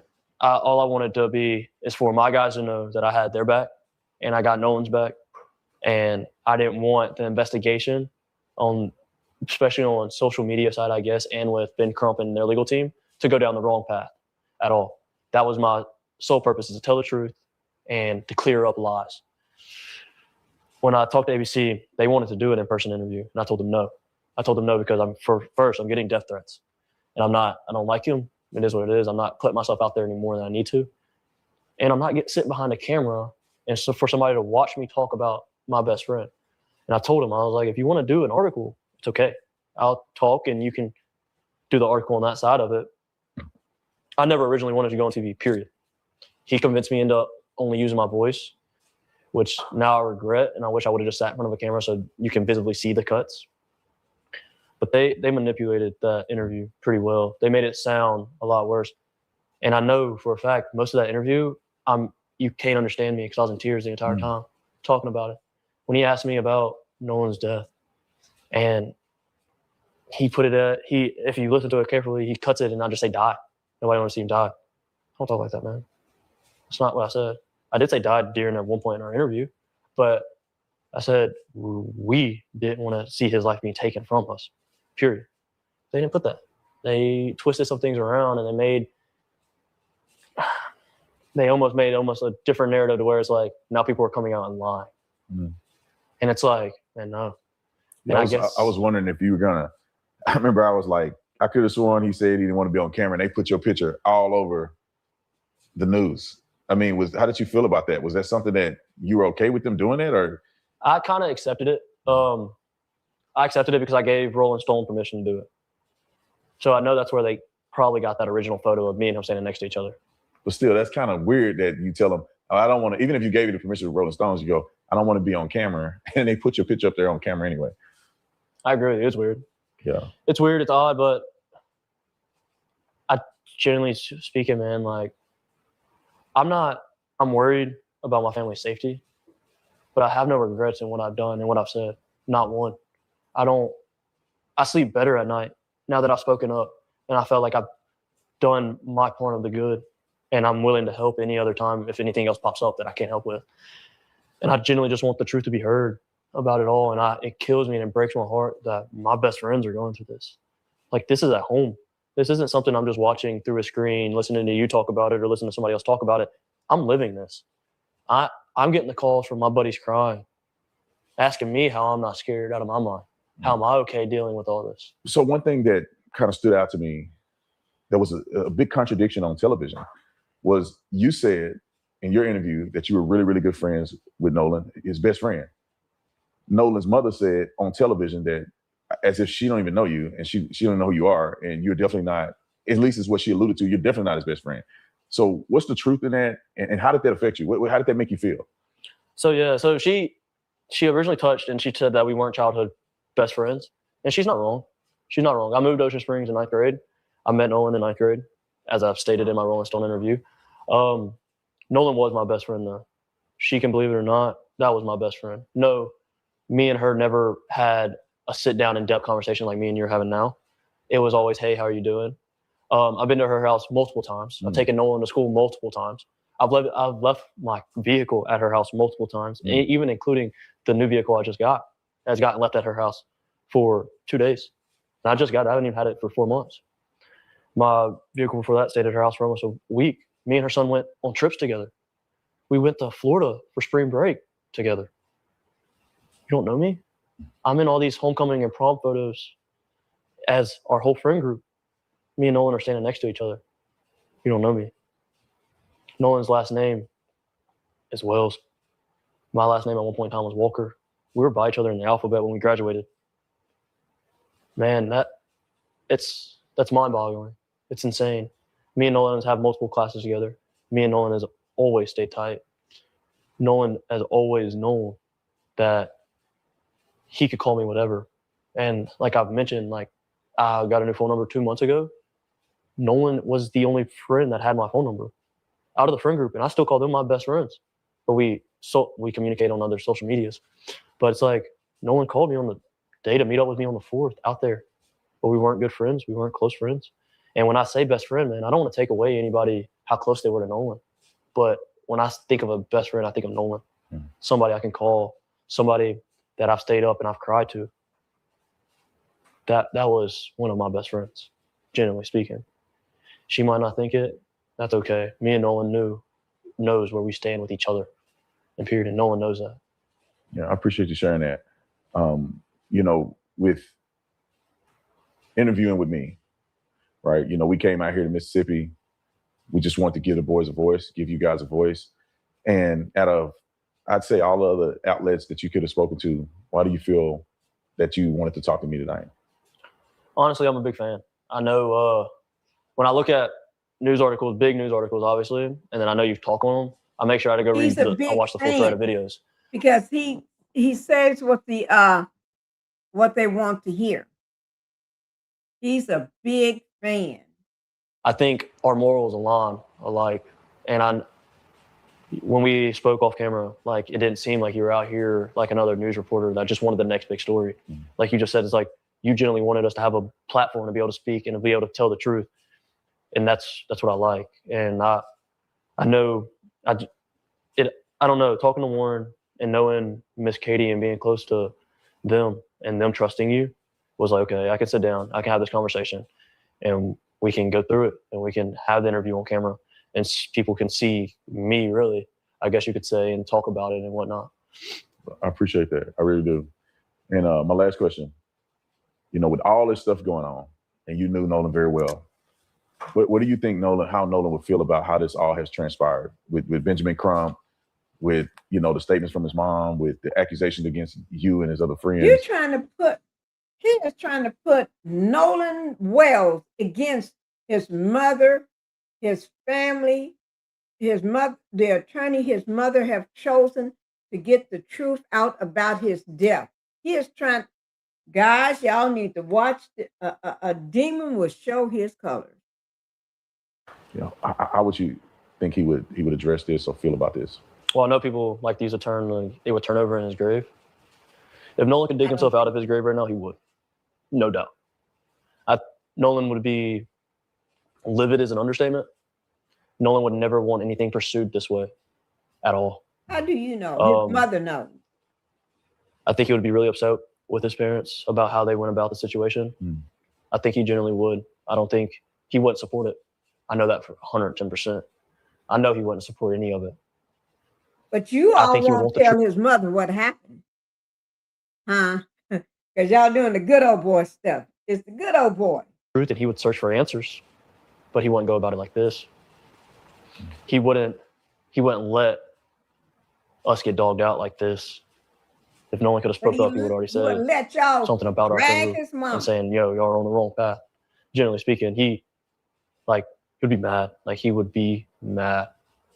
And I don't understand how people don't see that, and how people are just okay with even some of his, I guess you could say, other best friends, man, how they were coming out and how they're acting behind it. It's like, man, Nolan was never like that. Nolan was an aggressive, threatening person. Don't get me wrong, Nolan would defend himself if he needed to defend himself. Nolan was loving and kind. Nolan was the furthest thing from a fight. And I remember personally, I was in a heated argument, and Nolan comes up, crack a joke, and I'm like, bro, it's not even worth it. Like, come on. And it's like, that just shows his character wouldn't be like this. I know he wouldn't want people chanting at his funeral. I know that for a fact. I know nobody would want me or the rest of our friends to get dragged through like this. I know he would want all of us to feel comfortable. Would Nolan want you all to drag his family, his mother? Talk about his mother, threaten his mother? Oh, no. Y'all must think Nolan was one of them good old boys like Tatum and like Stephen A. Smith and like that Emmanuel that came up on Don Lemon's show. No, y'all got Nolan messed up. No. They do hunt black people. I'm just saying. I saw it on a movie. I'm not saying they hunt black people. I'm just saying I saw it on a movie. That's all. I'm just thinking out loud. I was just thinking about that movie I saw. Let me get back to the... Go to that funeral, and all of us did it because we're scared. And that says a lot. That says a lot. We're scared to go in our own town to who we call our best friend. We're all over his socials, man. Like, I don't know how you're discrediting and thinking that we could have hurt him. We could have known somebody that hurt him. Because like I told everybody, I would put myself in whatever position. Well, y'all know who hurt Nolan? You're just not able to say because y'all are too close. And you don't want to be left out. Because right now, you ain't in the friend group. Only way you got in the friend group is because of Nolan. And then still you wasn't in the friend group. So you're an outcast right now. And you know you can't say.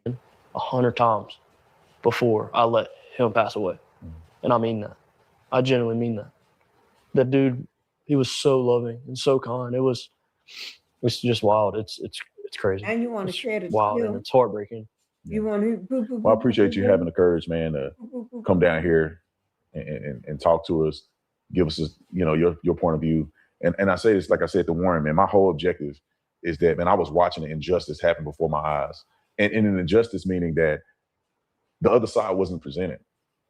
And people that don't live here came into this town and shook it up, brought racism in it. But you don't live in that town, and you brought it in and shook it up. About Nolan is that they didn't represent what he stood for. No.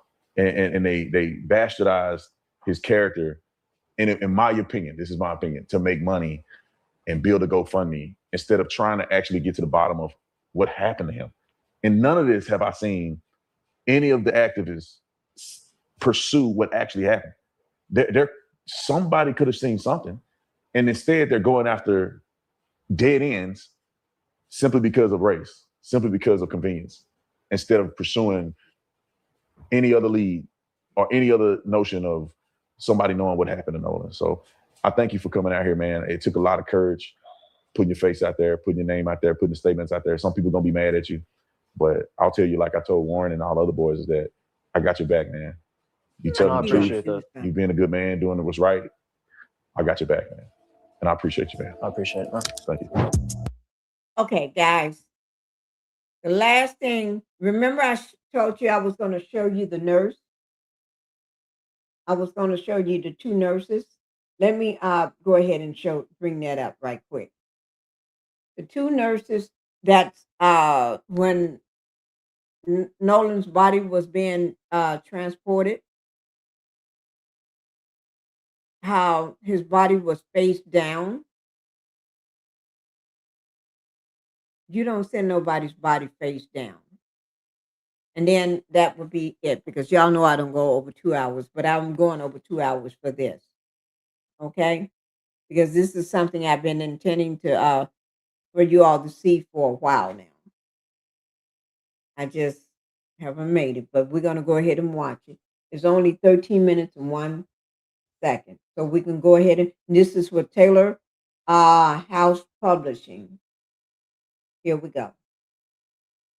I'm going to put the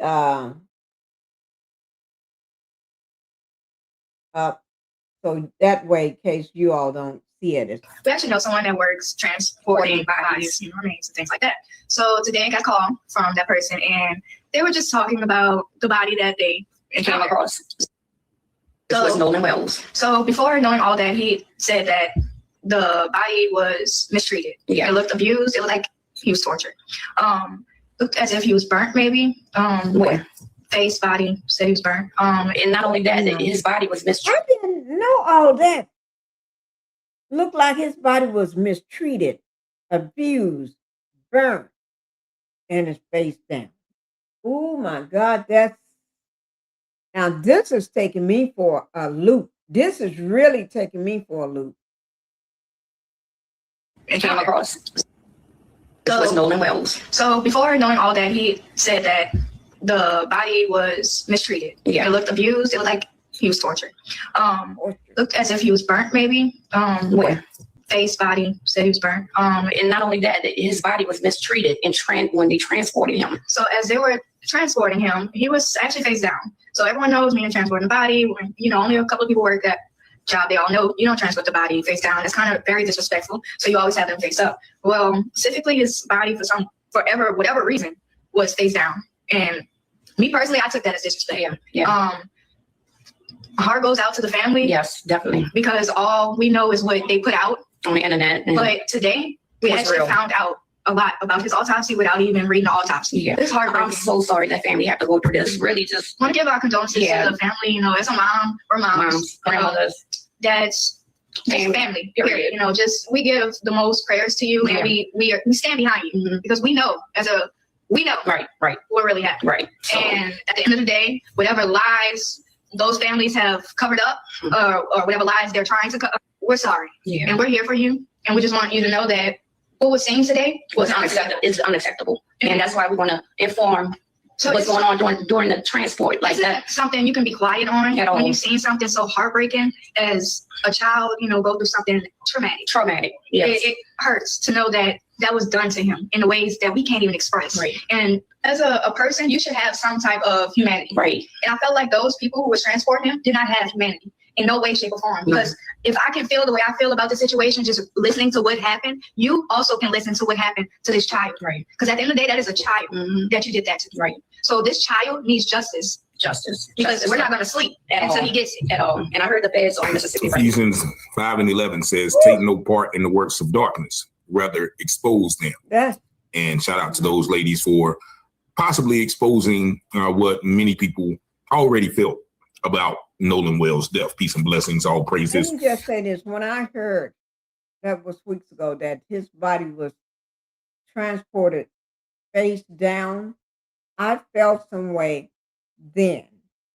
It was just, and I said to myself, that's total disrespect. They're disrespecting that body. That's a way. And I didn't just say they was disrespecting the body.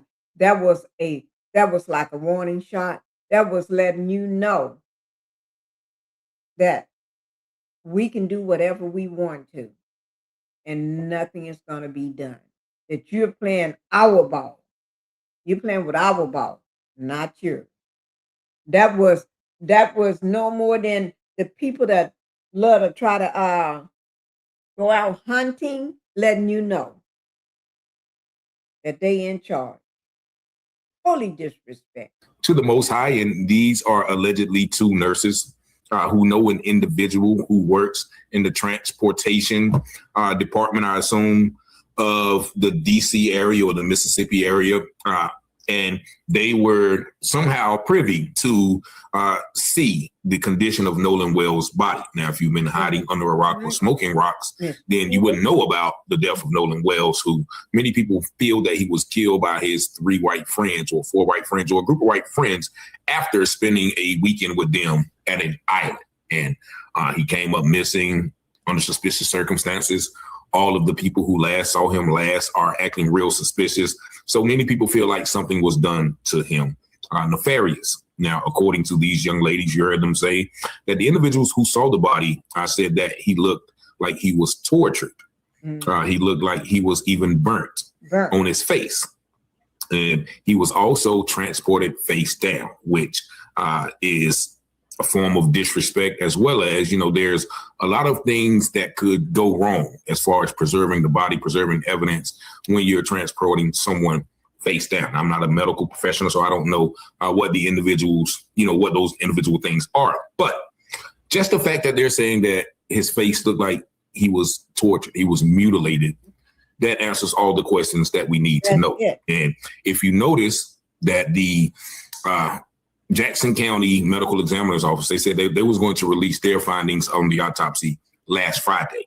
It is now Wednesday, and we have yet to hear from them. And you must ask yourself why. It is my understanding that they are probably waiting for the independent autopsy, which is being conducted in DC, to make sure that their findings line up, or there are no contradictions with this. But it's the fact that his body is allegedly, reportedly being mutilated, bruised, and everything pairs well with the new information that, a friend was putting out, that he was at a pool party with some of those white boys, and there was an argument in which he was allegedly beat. And he was allegedly beat. One parent came out of the house and told everybody to leave except Nolan. And that is when, many people feel like what happened to him happened to him. Nevertheless, once again, the case is garnered national attention because of all the veiled secrecy surrounding this case. The 3 white boys who we went with are the sons of affluent people in Ocean Springs, Mississippi. I spoke with the gentleman, and he said Ocean Springs, Mississippi is sort of like the Beverly Hills of Mississippi. So there's a lot of rich white people who live there. And, if you are sons of a judge and, the judge is definitely cool with the sheriff, they can easily make things like this disappear because the white boys weren't really questioned. They weren't really interrogated like that. They just took their word for it. We don't know where he went. We don't even know where they're for. Like, there's a lot of testimony about Nolan's phones, but what about their phones? Had their phones even been looked into? There's no even inkling of suspicion of these lily white boys for committing a act that possibly took the life of Nolan Wells. And also a friend as well. This is alleged claimed that the cover-up started the same night that Nolan died, saying that evidence was removed, stories were rehearsed, and the boys he was with were protected instead of questions. Friends say Nolan's body had bruises on it. Many believe he was possibly derubbed. Every boy involved refused a polygraph test. And also, in addition to them refusing the test, they have also remained silent. So a lot of people feel that if this was your friend, if this was your boy, you would be, telling everybody, look, I don't know what happened. You would at least be making a statement. But the only time that I would lawyer up if I know that I did something wrong. So eventually, once again, as the scripture say, all things hidden shall be revealed, and those things done in secret. Unless you did something wrong or you was a witness. You was there. Guys, we're going to go ahead and let this be the last. But also, he brought up the polygraph test. I'm going to bring that up because remember, Potato Tot said, oh yeah, that was they did take a polygraph test. Oh no, it wasn't a polygraph test. It was like a polygraph on Nancy Grace. Okay. Then that same question was given again to someone else that's close to the voice. And he said, no, they didn't take a polygraph test. So we're going to bring that up the next live. All right. And I do thank you all for being here. And make sure, even if you're on your way out the door, still hit that like button on your way out the door. Okay? It doesn't matter whether you're just coming in or you're on your way out the door, hit that like button. And thank you all. Thank you, everybody, for being here. Thank you, guys. Bye-bye.